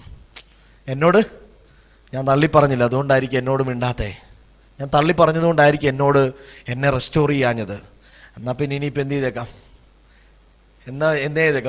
മീൻ പിടിക്കാൻ പോയേക്കാന്ന് അങ്ങ് തീരുമാനിച്ചു. നമ്മളിങ്ങനെ ചില തീരുമാനങ്ങൾ എടുക്കും. വെയിറ്റ് ചെയ്യാൻ പറ്റത്തില്ല നമുക്ക് ചില സന്ദർഭങ്ങളിൽ. ഞാൻ എപ്പോഴും ചിന്തിക്കും, ഞാൻ എന്നെയാണ് ഈ വചനത്തിൽ കാണുന്നത്. എപ്പോഴും ചിന്തിക്കും, കർത്താവ് നമ്മൾ ഈ പദവികളെല്ലാം മറക്കും, എക്സ്പീരിയൻസുകളെല്ലാം മറക്കും. ഈ അനുഭവങ്ങളെല്ലാം മറക്കും. സ്തോത്രം. നമ്മുടെ മിസ്റ്റേക്കിനെ പിശാച് ചില സമയത്ത് ചൂണ്ടിക്കാണിക്കും. മീൻസ് ശത്രു നമ്മളെ അവന്റെ ആവശ്യം നമ്മളെ എങ്ങോട്ടെങ്കിലും തള്ളിക്കളയാന്നുള്ളതാ. സഡൻലി നമ്മൾ തീരുമാനങ്ങൾ പെട്ടെന്ന് എടുക്കും. എങ്ങനെയാ? വിട്ടേക്കാം. നമ്മൾ വിചാരിക്കുന്ന പോലെ ഒന്നും അല്ല കാര്യങ്ങൾ, പെട്ടെന്ന് വിട്ടേക്കാം. പരിശുദ്ധാത്മാവ് ഇവിടെ പറയാ, പീറ്ററിനെ ഡീൽ ചെയ്യാൻ കർത്താവിന് ഒരു സ്തോത്രം എന്തും കൂടെ ഉണ്ട്, ഒരു ചാൻസ് കൂടെ ഉണ്ട്. നമ്മളിപ്പോൾ വായിച്ച വാക്യത്തിൻ്റെ 19-ാമത്തെ വാക്യം ഒന്ന് വായിക്കാമോ? അതിൻ്റെ ലാസ്റ്റ്, ആ 19-ാം വാക്യത്തിന്റെ ലാസ്റ്റത്തെ ഭാഗം ഒന്ന് വായിക്കാമോ? ആമേൻ. എന്നെ അനുഗമിക്കുക എന്ന് പറഞ്ഞിട്ട് എന്നെ അനുഗമിക്കുക എന്ന് അവനോട് പറഞ്ഞു. മതി. ഇത് പറഞ്ഞിട്ട് എന്നെ അനുഗമിക്കുക എന്ന് അവനോട് പറഞ്ഞു. ഇതേ വിളി എവിടെ വിളിച്ചതാണെന്നറിയാമോ? ഇതേ വിളി പടകിൽ സ്തോത്രം ബോട്ട് നിറച്ച് മീനും ഈ ഹൃദയം ദൈവം മുമ്പാകെ പൊട്ടി തുറക്കപ്പെട്ടവനായി മുട്ടയിൽ നിന്ന് കരഞ്ഞപ്പോൾ കർത്താവ് അവനോട് പറഞ്ഞ, നീ എന്നെ അനുഗമിക്കാൻ. ഞാനൊരു കാര്യം പറയാം, കർത്താവ് നമ്മളെ റെസ്റ്റോർ ചെയ്യാൻ ഇറങ്ങി വന്നാൽ വെരി ഫസ്റ്റ് ഈ വെളിപ്പാട് പുസ്തകത്തിൽ ഒരു ഭയങ്കര ശക്തമായൊരു വാക്യമുണ്ട്. വെളിപ്പാട് പുസ്തകം 3-ാം അധ്യായമാണെന്നാണ് എനിക്ക് തോന്നുന്നത്. ഒന്നെടുക്കാമോ? വെളിപ്പാട് പുസ്തകം ആദ്യ സ്നേഹം വിട്ടുപോയി എന്ന് പറയുന്നൊരു കാര്യമുണ്ടല്ലോ. വെളിപ്പാട് പുസ്തകം 2-ാം അധ്യായത്തിന്റെ എങ്കിലും നിന്റെ ആദ്യ സ്നേഹം വിട്ടുകളഞ്ഞു എന്നൊരു കുറ്റം നിന്നെ കുറിച്ച് പറവാനുണ്ട്. നീ ഏതിൽ നിന്ന് വീണിരിക്കുന്നു എന്ന് ഓർത്ത് മാനസാന്തരപ്പെട്ട് ആദ്യത്തെ പ്രവൃത്തി ചെയ്ത്. മതി. അവിടെ കണ്ടോ? നീ ഏതിൽ നിന്ന് വീണിരിക്കുന്നു എന്ന് ഓർത്ത് മാനസാന്തരപ്പെട്ടിട്ട് എന്ത് ചെയ്യണം? ആദ്യത്തെ പ്രവൃത്തി ചെയ്യണം എന്ന് പറഞ്ഞാൽ എന്താ? ആദ്യത്തെ പ്രവൃത്തി ചെയ്യണം എന്ന് പറഞ്ഞാൽ റെസ്റ്റോറേഷന് ഒരു ട്രാക്ക് ഉണ്ട്. റെസ്റ്റോറേഷന് അല്ലെങ്കിൽ ദൈവിക റീകൺസിലേഷന് ഒരു ട്രാക്ക് ഉണ്ട്. അതിൽ ആദ്യ സ്നേഹത്തിനും ആദ്യ പ്രവൃത്തിക്കും വളരെ ഇമ്പോർട്ടൻ്റ് ആണ്. ആദ്യ പ്രവൃത്തി വിശ്വസിച്ചപ്പം നീ ആദ്യം എടുത്ത സ്റ്റെപ്പ് ഉണ്ടല്ലോ, വെരി ഫസ്റ്റ് സ്റ്റെപ്പ്, വിശ്വാസത്താൽ ക്രിസ്തുവിനെ നോക്കി നീ നിന്റെ ജീവിതത്തിൽ ഞാൻ ഇന്നു മുതൽ എൻ്റെ കർത്താവിനെ ഫോളോ ചെയ്യുമെന്ന് പറഞ്ഞ് എടുത്തു വെച്ച ഫസ്റ്റ് സ്റ്റെപ്പ്. ആ ഫസ്റ്റ് സ്റ്റെപ്പും അവൻ വിശ്വസിച്ച് കർത്താവിലോട്ട് വന്നപ്പം നിനക്ക് നീ കർത്താവുമായിട്ടുണ്ടായിരുന്ന ആദ്യ ലവും ഇത് രണ്ടുമാണ് ആമേൻ സ്തോത്രം റെസ്റ്റോർ ചെയ്യപ്പെടാൻ പരിശുദ്ധാത്മാവ് ആഗ്രഹിക്കുന്നത് നമ്മളിൽ എല്ലാവരിലും. കാരണം ഈ ആദിസ്നേഹത്തിൻ്റെ നിർമ്മലത എന്ന് പറയുന്നത് അസാധാരണമാണ്. ആദിസ്നേഹത്തിൻ്റെ നിർമ്മലതയിൽ അവൻ മരിക്കാൻ കൂടെ നമ്മൾ തയ്യാറ്. അതാണ് പത്രോസ് അടിക്കടി കർത്താവിനോട് പറഞ്ഞുകൊണ്ടിരുന്നത്, അവൻ നിന്നോടുകൂടെ മരിക്കാനും തടവിലാകാൻ മാത്രമല്ല. എന്ന് വെച്ചാൽ പുള്ളി പ്രതീക്ഷിച്ചില്ല മരണം പെട്ടെന്ന് സംഭവിക്കും. എന്നാൽ 3 വർഷത്തിനിടയ്ക്ക് അവൻ മരണം സംഭവിക്കുമെന്ന് ആരും അല്ലെങ്കിൽ ഇങ്ങനെ ഒരു വിഷയം ഉണ്ടാവുമെന്ന് പത്രോസ് ജന്മത്തെ വിചാരിച്ചില്ല. പത്രോസ് വിചാരിച്ച് അവൻ ഈ അത്ഭുതങ്ങളും അടയാളങ്ങളും ഒക്കെ ആയിട്ട് കുറച്ച് നാൾ ഇങ്ങനെ പോകും. ആമേൻ. ഇനിയിപ്പോൾ മരിക്കേണ്ടി വന്നാലും അങ്ങ് മരിക്കാമെന്ന് ആദ്യ സ്നേഹത്തിൻ്റെ നിർമ്മലതയിലും ആവേശത്തിലും തീരുമാനമെടുത്ത മനുഷ്യനാണ്. ആ മനുഷ്യന് കുറച്ച് ഇത് പെട്ടെന്ന് വന്നപ്പം, ഈ പരിപാടി പെട്ടെന്ന് വന്നപ്പം താങ്ങാൻ പറ്റിയില്ല. അറിയാതെ ഭയന്നിട്ട്, ഇങ്ങനൊന്നുമല്ല നമ്മൾ കരുതി കർത്താവിനെ കുറിച്ച്. ഇങ്ങനെ പെട്ടെന്ന് കീഴടങ്ങുന്ന ഒരാളായിരിക്കും എന്ത് ചെയ്തില്ല, പ്രതീക്ഷിച്ചില്ല. അവൻ തോട്ടത്തിൽ പ്രാർത്ഥിച്ചുകൊണ്ടിരിക്കുക. അവൻ യേശു കടന്നു പോകുന്ന പെയിൻ എന്താണെന്ന് ശിഷ്യന്മാർക്ക് മനസ്സിലാവുന്നില്ല. അവൻ പത്രോസ് അവിടെ കിടന്ന് ഉറങ്ങി. പത്രോസിനോട് യേശു അന്ന് കയർത്ത് സംസാരിച്ചു. എന്താ കയർത്ത് സംസാരിച്ചത്? മീൻസ് ദുഃഖത്താൽ പറഞ്ഞു, നിങ്ങൾ ഉറങ്ങി ആശ്വസിച്ചു, എൻ്റെ സമയം വന്നു. ആമൻ. എന്നെ പിശാച് നിന്നെയൊക്കെ പാറ്റിക്കളയാൻ എന്നോട് ചോദിച്ചേക്കുക. ഞാൻ പിതാവിനോട് അപേക്ഷിച്ചിട്ടാ നീയൊക്കെ നിൽക്കുന്നേ. ആമൻ. എൻ്റെ കൂടെ അല്പസമയം പോലും പ്രാർത്ഥിക്കാനിരിക്കാൻ. സംടൈംസ് നമ്മൾ മിസ് ചെയ്യുന്ന പ്രയർ ടൈമുകൾ, സംടൈംസ് പരിശുദ്ധാത്മാവ് നമ്മളെ വിളിക്കുന്ന, അവൻ പരിശുദ്ധാത്മാവ് നമ്മളെ കൊണ്ടുപോകാൻ അല്ലെങ്കിൽ പ്രാർത്ഥിക്കാൻ, പ്രത്യേകമായ ചില ഫെലോഷിപ്പിനകത്ത് നിൽക്കാൻ, അവൻ ചില സീസണുകളിൽ അവൻ ഇടുക്കിൽ കയറി നിൽക്കാനൊക്കെ പരിശുദ്ധാത്മാവ് വിളിക്കുന്നത് അസാധാരണമായ പ്രൊട്ടക്ഷൻ കൂടിയാണ് നമ്മുടെ മേൽ. ആമേൻ. എന്തെങ്കിലും വന്ന് നമ്മളെ അതിൽ നിന്ന് തിരിച്ചു വിടുന്നുണ്ടെങ്കിൽ അവൻ ഇന്ന് പകൽ ഞാൻ ആത്മാവിൽ ഈ രാത്രി ഞാൻ പറയുകയാണ്, പരിശുദ്ധാത്മാവ് നമ്മെ വിളിക്കുന്ന സമയത്തെ മിസ്സാക്കരുത്. മിസ്സാക്കിയാൽ അതിന്റെ പുറകെ സ്തോത്രം വാളും കുന്തവുമായിട്ട് ഒരു കൂട്ടം വരും. ആമേൻ. ഞാൻ പറഞ്ഞത് മനസ്സിലാവുന്നുണ്ട്? നിങ്ങളുടെ ഹൃദയത്തിനകത്ത് ഇത് കയറുന്നുണ്ടെന്നോ? ആമേൻ. സ്തോത്രം. അവൻ ഞാൻ പറയുന്ന കാര്യം നിങ്ങളൊന്ന് ചിന്തിച്ചു നോക്കിക്കേ. അവൻ യേശുവിൽ നിന്ന് പ്രത്യേകമായ ദൈവിക ക്ഷണങ്ങൾ അവനുണ്ടായി പ്രാർത്ഥിക്കാൻ. അവൻ ഉയർന്ന മലയിൽ കയറി പോകാൻ, അവൻ മറുരൂപ മലയ്ക്ക്, അവിടെ അവൻ ഉറങ്ങി. അവൻ ഈ ഗെത്സമനിൽ ഇരുന്നപ്പം അവൻ യേശുവിന്റെ കൂടെ ക്രൂഷ്യൽ ടൈമിൽ അവൻ കൂടെ ഇരിക്കേണ്ടുന്ന സമയത്ത് അവൻ ഉറങ്ങി. ആത്മാവിന്റെ പീക്ക് മൊമെന്റുകളിൽ നമ്മളെ അതിൽ നിന്ന് ആബ്സെന്റ് ആക്കി കളയുന്ന, അവൻ അതിനെ വേണ്ടും പോലെ ഗ്രഹിക്കാൻ കഴിയാത്ത വിധം നമ്മുടെ കണ്ണുകളെ അടയ്ക്കുന്ന എന്തൊക്കെയോ നമ്മുടെ പിന്നാലെ ഉണ്ട്. ആമേൻ. അവൻ അതിനെയാണ് പറയുന്നത്, കർത്താവ് നമുക്ക് വേണ്ടി പക്ഷപാതം ചെയ്യുന്നത് കൊണ്ടാണ് അവൻ പലയിടത്തും നമ്മുടെ പ്രാണനെ തൊടാൻ കഴിയാത്ത വിധം അത് ഒഴിഞ്ഞു പോകുന്നത്. ഞാൻ ഇന്നലെ ഇങ്ങനെ ചിന്തിക്കായിരുന്നു ഇത് വചനം ധ്യാനിച്ചപ്പം, അവൻ ഇനി പത്രോസിനെയും കൂടെ പിടിച്ചിരുന്നെങ്കിൽ, പത്രോസും കൂടെ പിടിക്കപ്പെട്ടിരുന്നെങ്കിൽ എന്ത് സംഭവിച്ചേനെ? യേശു പോകുന്ന ആ പരീക്ഷയ്ക്കകത്തൂടെ അവൻ പിശാച് എന്ത് ചെയ്തു? പിശാച് ചോദിച്ചു, പത്രോസിനെ കൂടെ പരീക്ഷയ്ക്ക് കയറ്റ്. ആമേൻ. അവനെ ഞാൻ ജയിപ്പിച്ചു തരാം അവൻ എന്ന് പറഞ്ഞു. കർത്താവ് എന്ത് ചെയ്തു? വേണ്ട, അവനെ കടത്തിവിടാൻ പറ്റത്തില്ല. ഈ ഒരൊറ്റ ഇന്റർസെഷൻ കാരണം കൊണ്ടാണ് പത്രോസിന്റെ മേൽ എന്ത് വരാത്തത്? ഈ മരണം അവനെ പിടിക്കാതിരുന്നത്. കാരണം പത്രോസിന് ഉയർപ്പൊന്നും വേണ്ട പോലെ പിടികിട്ടിയിട്ടില്ല. പത്രോസിന് വെളിപ്പാടൊന്നും വേണ്ട പോലെ പിടികിട്ടിയിട്ടില്ല. പത്രോസിന്റെ അകത്തെ വളർച്ച എന്താണെന്ന് കർത്താവിന് അറിയാം. ആമേൻ. ഞാൻ അതുകൊണ്ട് പറയാം, നമ്മളെ പല പരീക്ഷകളിൽ നിന്ന് കർത്താവ് നമ്മളെ രക്ഷിക്കുകയാണ്. എന്നറിയാം, നമ്മൾക്ക് അതിൽ കൂടെ കയറി ഇറങ്ങി പോകാൻ. അതിവേദനയോടാണ് യേശു ഈ പ്രോസസ്സിനെ ഒന്ന് എന്ത് ചെയ്യുന്നത്? ഇതിനെ ഒന്ന് കൺവിക്ഷൻ കിട്ടുന്നത്. പല പ്രാർത്ഥനകളിലും നമുക്ക് വേണ്ടും പോലെ ദൈവിക കൺവിക്ഷൻ പ്രാപിക്കാൻ പറ്റാത്തത് എന്നാണെന്നറിയോ? നമുക്കിത് താങ്ങാനുള്ള കപ്പാസിറ്റി ഇല്ല. സംടൈംസ് കർത്താവ് അവൻ യഥാർത്ഥത്തിൽ വരാൻ പോകുന്നതിനെ കുറിച്ച് ഒരു കൺവിക്ഷൻ തന്നാൽ നമ്മൾ അടിച്ചു പോകും. പറഞ്ഞ് മനസ്സിലാവുന്നുണ്ടോ? It's very serious. എന്ന് പറഞ്ഞാൽ പത്രോസിനെ കുറിച്ച് പിശാച് ചോദിക്കുമ്പോൾ യേശു അവന് വേണ്ടി ഇടിവി നിൽക്കുക. വേണ്ട, അതിനിടയ്ക്ക് ഇവനെ കൂടെ ചുമക്കണം. എന്തുവാ? ഇത് ഈ കുടിക്കാൻ പോകുന്ന പാനപാത്രം തന്നെ ഹെവിയാ, എന്നെ കൊണ്ട് ഇത് പറ്റത്തില്ല, പറ്റുമെങ്കിൽ ഇതൊന്ന് മാറ്റണേ എന്ന് വരെ പിതാവിനോട് വിളിച്ചു പറഞ്ഞു. അത്ര ഹാർഡായിട്ടുള്ളൊരു കാര്യം ചെയ്യാൻ പോവാ. ദൈവരാജ്യം പ്രസംഗിക്കാൻ എളുപ്പമായിരുന്നു, ശിഷ്യന്മാരെ ചേർക്കാൻ എളുപ്പമായിരുന്നു, അത്ഭുതങ്ങൾ ചെയ്യാൻ എളുപ്പമായിരുന്നു, ഇതൊക്കെ പ്രഖ്യാപിക്കാൻ എല്ലാം എളുപ്പമായിരുന്നു. പക്ഷെ ഈ സാധനത്തെ ഈ കാര്യത്തെ സ്തോത്രം ഇതിനെ ഒന്ന് പൂർത്തീകരിക്കാൻ എന്തൊരു ബുദ്ധിമുട്ടായിരുന്നു. പെയിനാണ്, അതൊരു ക്രൂശാണ്.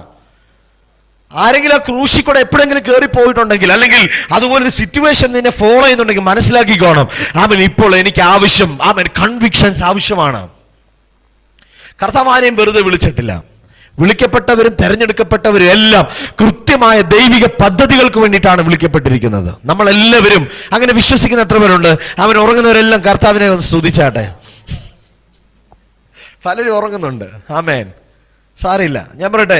ആമേൻ. ഇതാ ഞാൻ പറഞ്ഞേ, ചില പീക്ക് മൊമെന്റുകളിൽ ആത്മാവ് നമ്മളെ ബോധ്യപ്പെടുത്തി തരുമ്പോൾ നമ്മൾ അറിയാതെ സ്തോത്രം പോകും. മനസ്സിലാക്കണം നമ്മുടെ കപ്പാസിറ്റി എത്രയേ ഉള്ളൂ. പത്രോസിനോട് കർത്താവ് ഈ മറുരൂപമലയിൽ ഈ ഗ്ലോറി ഒന്നും എന്താ പറയുന്നതെന്നൊന്ന് ഗ്രഹിക്കാനുള്ള സെൻസ് ഇല്ലാത്തതുകൊണ്ടാ ഉറക്കം വന്നത്. കാരണം പുള്ളിക്ക് അത് അത്ര വിചിത്ര. അപ്പൊ ഞാൻ ചോദിക്കട്ടെ, നമ്മൾ ഫയറായിട്ട് തുള്ളി നിൽക്കുമ്പോഴാണോ ആത്മമണ്ഡലം പീക്ക് ലെവലിൽ നിൽക്കുന്നത്, അതോ നമ്മൾ ഉറങ്ങുമ്പോഴായിരിക്കുമോ? നമ്മുടെ വിചാരം നമ്മൾ അങ്ങനെ കത്തിച്ച് നിൽക്കുമ്പോഴാണ് ആത്മമണ്ഡലം ഇങ്ങനെ തുറന്ന് കിടക്കുന്നതെന്നാണ് നമ്മൾ വിചാരിക്കുന്നത്. മോശെ ഏലിയാവ് ആത്മാവി സാക്ഷികളുടെ വലിയ സമൂഹം ഒന്ന് യേശുവിനോട് സംസാരിക്കുമ്പം 3 പേര് അവിടെ കിടന്ന് ഓരോരുത്തരുടെ തൊടയിൽ തല വെച്ച് കിടന്ന് ഉറങ്ങുക, വട്ടത്തിൽ കിടക്കുക, ചുരുണ്ട്. കർത്താവ് ഇത് കാണുമ്പോൾ എന്തായിരിക്കും പറയുന്നത്? എന്തിനാടാ ഇവനെയൊക്കെ ഇവിടെ? പക്ഷെ കർത്താവിനറിയാം ഇവന്മാർക്ക് ഇത് താങ്ങാൻ പറ്റത്തില്ല.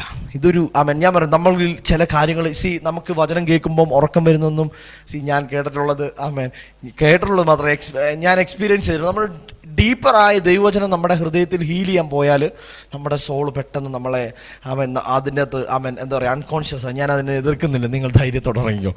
പക്ഷെ ഞാൻ പറയാം, ഇത് കേട്ട് പൂർത്തീകരിച്ചാൽ നിങ്ങൾക്കൊരു പ്രൊമോഷൻ ഉണ്ട്. ആമേൻ. ഞാൻ പറയാം, യേശു ആദ്യം വെളിപ്പെട്ടു.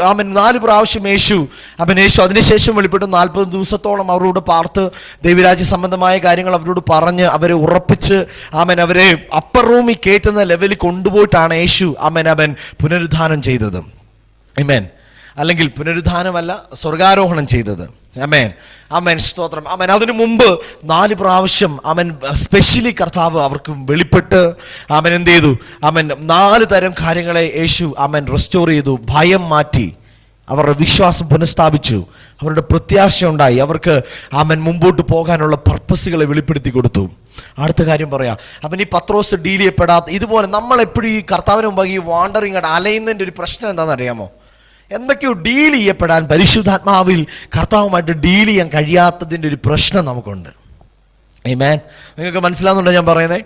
ആമേൻ. ഇത് ഡീൽ ചെയ്യപ്പെടാൻ നമുക്കൊന്ന് പ്രാർത്ഥിക്കണം ഈ ദിവസങ്ങളിൽ.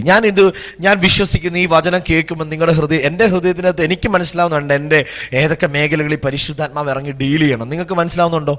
നിങ്ങളുടെ ലൈഫിൽ ഇന്ന മേഖലകളിൽ എനിക്ക് കർത്താവ് ഇറങ്ങി ഡീൽ ചെയ്യണം. പലപ്പോഴും തിരിച്ചു പോകാൻ പൈസ ഇല്ലാത്തതുകൊണ്ടല്ല മീൻസ് വേറെ വല്ല പണിക്ക് പോകാമെന്ന് ചിന്തിക്കുന്നേ.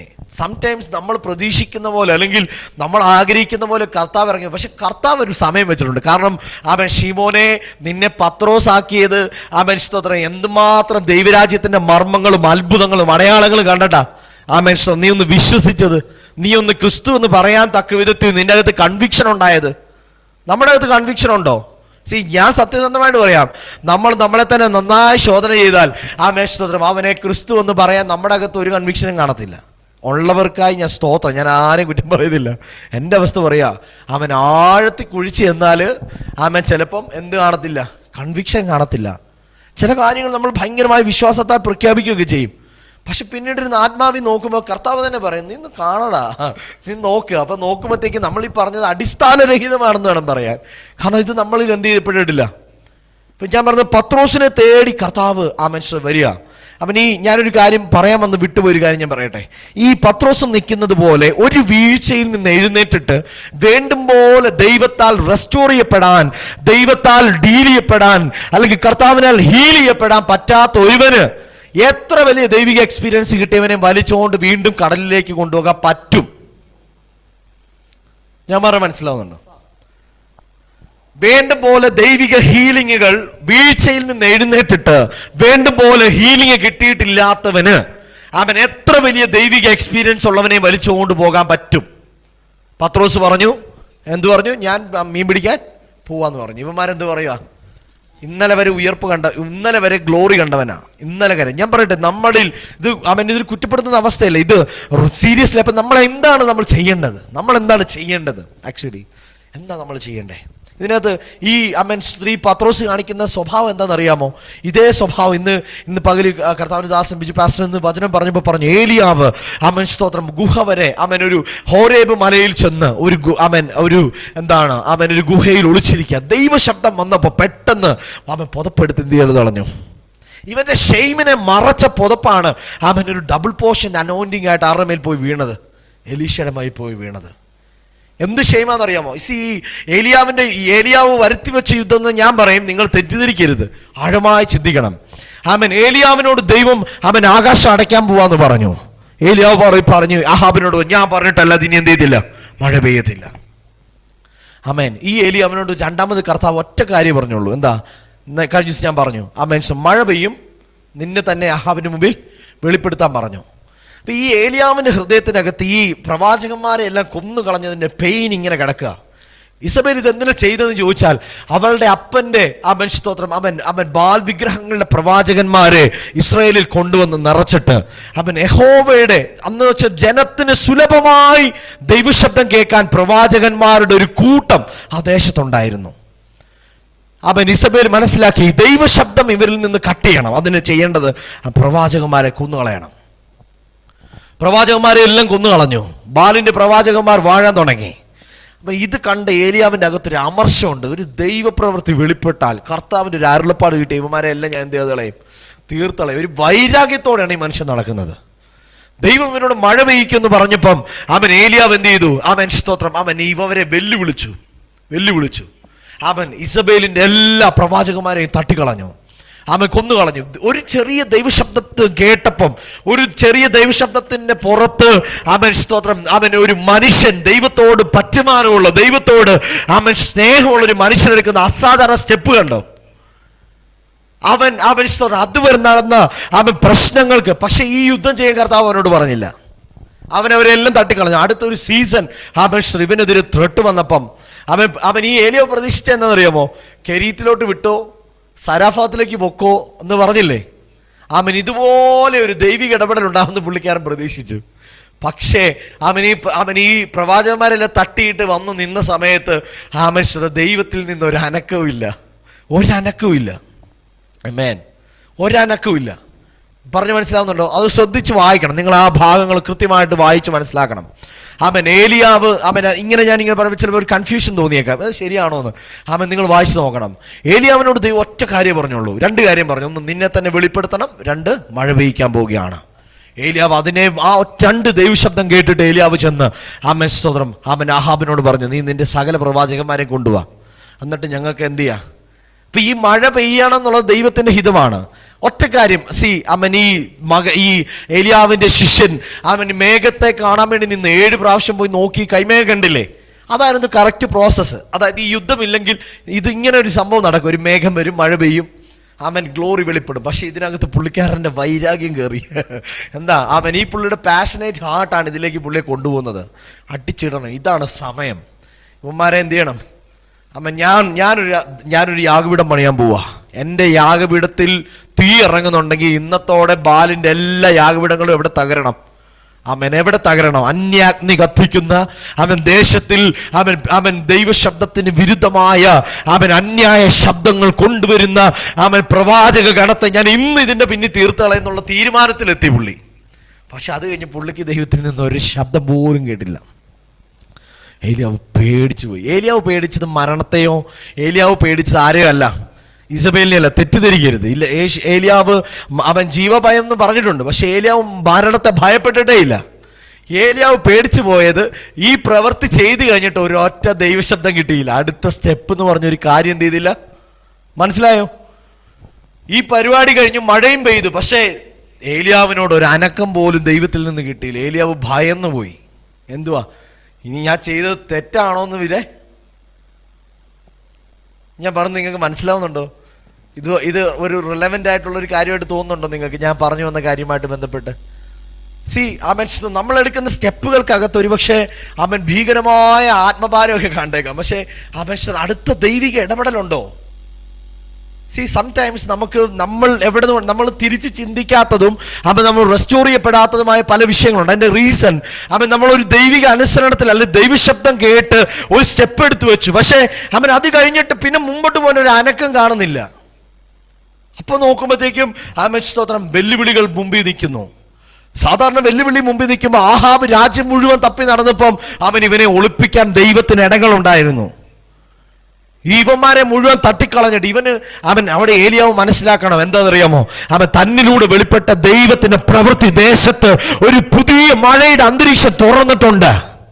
ഇനി ഈ ദേശത്ത് എന്ത് നടക്കണമെന്ന് ആത്മാവ് ഞാൻ തീരുമാനിക്കണം എന്നൊക്കെ ആത്മാവി ബോൾഡ് ആവേണ്ടതിന് പകരം ദൈവത്തിൽ നിന്ന് ശബ്ദം കിട്ടാത്തത് നിമിത്തം ഈ മനുഷ്യൻ തകർന്നുപോയി, ഡിപ്രസ്ഡ് ആയിപ്പോയി. അതാണ് സത്യം. ഏലിയാവ് ഡിപ്രസ്ഡ് ആയിപ്പോയി. എന്താ? വലിയ വിശ്വാസത്താൽ ഏലിയാവ് പ്രതീക്ഷിച്ച ദൈവത്തിൽ നിന്ന് ഒരു വെൽഡൻ കിട്ടുമെന്ന് പ്രതീക്ഷിച്ചു. പത്രോസ് പ്രതീക്ഷിച്ചതുപോലെ നോ പ്രോബ്ലം എന്ന് പറയുന്നത് പ്രതീക്ഷിച്ചു. പിന്നെ ഒരു ദൈവശബ്ദം പോലും കേട്ടില്ല. അപ്പൊ ഇവൻ തീരുമാനിച്ച എന്താണെന്നറിയോ, എന്നാലും മരിക്കാണ്. ഇസബേലിന്റെ കൈ കൊണ്ട് എന്ത് ചെയ്യത്തില്ല, മരിക്കത്തില്ല, ആത്മഹത്യയും ചെയ്യത്തില്ല. ഇസബേലിന്റെ കൈ കൊണ്ട് മരിക്കത്തില്ല, ആത്മഹത്യയും ചെയ്യത്തില്ല. ദൈവം എന്നെ എന്ത് ചെയ്യണം, എടുക്കണം. അതാണ് പുള്ളിയുടെ സ്റ്റാൻഡ്.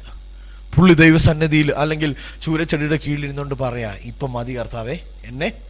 പുള്ളി ആത്മഹത്യ ചെയ്തില്ല. പുള്ളിയുടെ സ്വഭാവത്തിന് ഒരു ഇസബേലിന് മുമ്പിൽ പുള്ളി മുട്ടും അടക്കത്തില്ല. ആ മനുഷ്യൻ കർത്താവിനോട് പറയാം, എന്നെ നീ എന്ത് ചെയ്തോണം, എടുത്തോണം. കർത്താവ് ദൂതനെ വിട്ടിട്ട് പറഞ്ഞു, നീ എഴുന്നേക്ക്, നിനക്ക്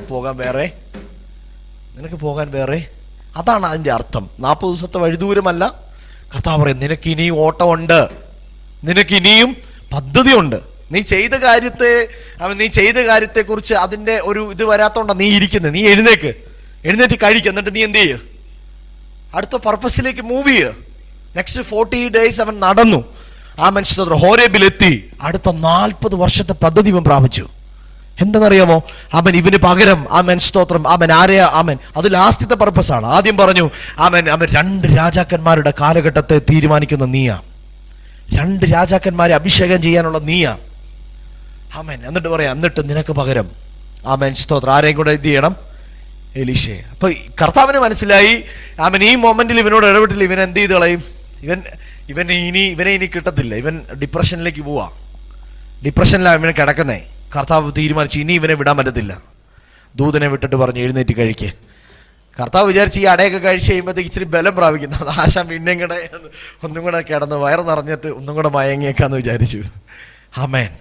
അപ്പം തന്നെ കർത്താവ് ഇറങ്ങി വന്നു. അപ്പം തന്നെ ദൂതൻ വീണ്ടും വന്നിട്ട് അവനെ തട്ടി എഴുന്നേൽപ്പിച്ച്, നിനക്കേറെ ദൂരം പോകാനുണ്ട്. ആ യാത്ര 40 ദിവസത്തെ യാത്ര, അടുത്ത 40 വർഷത്തെ പർപ്പസ് ഇവനെ കൊണ്ട് എന്ത് ചെയ്തു, അടുത്ത 40 വർഷത്തെ പർപ്പസ് ഇവൻ പ്രാപിച്ചു. 2 രാജാക്കന്മാരെ അഭിഷേകം ചെയ്യണം. ഞാൻ പറയും, ഇവിടെ തളർന്നിരിക്കുന്നവരോട് ഞാൻ ഇന്ന് ആത്മാവി പറയാം, നീ എഴുന്നേക്ക്, നിനക്ക് യാത്രയുണ്ട്. കേൾക്കാൻ പറ്റുമോ, വിശ്വസിക്കാൻ പറ്റുമോ? നിനക്കിനി യാത്രയുണ്ട്. നിന്റെ യാത്ര തീർന്നിട്ടില്ല. ഇന്ന് നിന്റെ മുമ്പിൽ സ്തോത്രം ദൈവശബ്ദമില്ല. ഇന്ന് നിന്റെ മുമ്പിൽ ഡ്രൈനസ് ആണ്. ഇന്ന് നിന്റെ മുമ്പിൽ സ്തോത്രം ഒന്നും കാണാൻ പറ്റുന്നില്ല. ഇന്ന് മുമ്പിൽ നിരാശയുടെ സിറ്റുവേഷൻ ആണ്. ഇന്ന് നിന്റെ മുമ്പിൽ ഒത്തിരി ഭീഷണികളാണ് ചുറ്റും നിൽക്കുന്നത്. ഇന്ന് മുമ്പിൽ സ്തോത്രം ഇന്നലകളിൽ വലിയ തീയൊക്കെ ഇറക്കി കാണും. പക്ഷേ ഇന്ന് നിന്റെ മുമ്പിൽ മരണത്തെ കുറിച്ചുള്ള വെല്ലുവിളിയാണെങ്കിൽ പരിശുദ്ധാത്മാവ് നിനക്ക് ദൂരെ യാത്ര ചെയ്യാനുണ്ട്. എഴുന്നേക്ക. You have a purpose. അതാണ് കർത്താവ് പറയുന്നത്. You have a purpose. Rise up എന്നുള്ളതാണ് കർത്താവ് പറയുന്നത്. എഴുന്നേൽക്ക്. ആത്മാവ് കൊണ്ട് ഇന്ന് എഴുന്നേറ്റ്. ഇനി പത്രോസ് വിചാരിച്ച് ഇനി മീൻപിടുത്തക്കാരനായിട്ട് ജീവിക്കാൻ 3.5 വർഷക്കാലത്തെ എക്സ്പീരിയൻസ് മഷിഹായി എല്ലാം പോയി. കർത്താവ് ഇറങ്ങി വന്നു, ഉയർത്തെഴുന്നേറ്റ്. ഇതെല്ലാം സത്യം. പക്ഷേ തോമസിനെ ഡീൽ ചെയ്തു, മറിയെ ഡീൽ ചെയ്തു, എമ്മൗസി പോയി ശിഷ്യന്മാരെ ഡീൽ ചെയ്തു, യോഹനാനെയും യാക്കോബിനെ എല്ലാവരെയും ഡീൽ ചെയ്തു. എന്നെ മാത്രം, എനിക്കിനി മീൻ പിടിച്ച ജീവിതമായി. ചിലപ്പോൾ എൻ്റെ അമ്മ കോളിംഗ് ഒന്നും കാണത്തില്ലായിരിക്കും. ചിലപ്പോൾ എനിക്ക് എന്നെക്കൊണ്ട് ഇനി പർപ്പസ് ഒന്നും കാണത്തില്ലായിരിക്കും. പക്ഷെ പോകുന്ന വഴിക്ക് ഇവരെയും കൂടെ കൊണ്ടുപോകേണ്ട ആവശ്യമുണ്ടോ? ഹല്ലേലൂയ. സംടൈംസ് നമ്മുടെ തെറ്റായ സ്റ്റെപ്പുകൾ ആരെയൊക്കെ അഫക്റ്റ് ചെയ്യുന്നുണ്ട്. ഞാൻ എടുക്കുന്ന എൻ്റെ സ്റ്റെപ്പ് കർത്താവിനാൽ എടുക്കുന്നത്, അല്ലെങ്കിൽ ഞാൻ ആരെയൊക്കെയോ കൂടെ എന്ത് ചെയ്യുന്നുണ്ട്, ഞാൻ പറഞ്ഞത് മനസ്സിലാവുന്നുണ്ടോ? ഞാൻ ആരെയൊക്കെയോ കൂടെ വലിക്കുന്നുണ്ട്. ഇവിടെ കർത്താവിന് ഭയങ്കര ടെൻഷൻ വന്നു. കർത്താവിന് കേട്ടോ, കർത്താവ് ടെൻഷൻ മീൻസ് കർത്താവിന് മനസ്സിലായി ഇവനെ ഒന്നും കൂടെ ആ പ്രോസസ്സിൽ കൂടെ കൊണ്ടുവരണം. കാരണം പത്രോസായി നിന്നവൻ പെട്ടെന്ന് ഷീമോനായി. അതുകൊണ്ടാണ് കർത്താവ് വീണ്ടും കടൽക്കര വന്നിട്ട് അതേ അത്ഭുതം ആവർത്തിച്ചിട്ട് അതേ ദൈവം അവൻ അവിടെ ചെയ്ത കാര്യം എന്താ? പത്രോസ് ആ മനുഷ്യത്ര നഗ്നനാകൊണ്ട് അവൻ കടലിലോട്ട് ചാടി. ഏലിയാവ് എന്ത് ചെയ്തു? മുഖം മറച്ചു. ആദം എന്ത് ചെയ്തു? മരത്തിൻ്റെ പുറകിൽ ഒളിച്ചു. പത്രോസ് എന്ത് ചെയ്തു കഴിഞ്ഞു? വെള്ളത്തിലോട്ട് ചാടി. ആമേൻ. ഞാൻ പറഞ്ഞത് നിങ്ങൾക്ക് മനസ്സിലാവുന്നുണ്ടോ? നമ്മൾ ഒളിച്ചിരിക്കുന്നവരാണോ നമ്മൾ? ഇന്ന് രാത്രി ഞാൻ ആത്മാവി പറയും, ഞാൻ ഇതിൽ ഈ മൊമെൻറ്റിലൊന്നും പ്രതീക്ഷിക്കുന്നത്, ഞാൻ പ്രതീക്ഷിക്കുന്ന ഒറ്റ കാര്യമുള്ളൂ, കർത്താവേ ഞാനായിരിക്കുന്ന അവസ്ഥ എനിക്കൊന്ന് കാണിച്ചു തരണമേ. അവൻ ഇന്ന് എത്ര പേര് പറയും കർത്താവിനോട്, കർത്താവേ എന്നെ ഒന്ന് റെസ്റ്റോർ ചെയ്യണമേ? എത്ര പേർക്ക് അങ്ങനെ ആഗ്രഹമുണ്ട്? കർത്താവ് പറയും, ഇന്ന് രാത്രി നീ ആയിരിക്കുന്ന കടലിൽ കർത്താവ് വരും.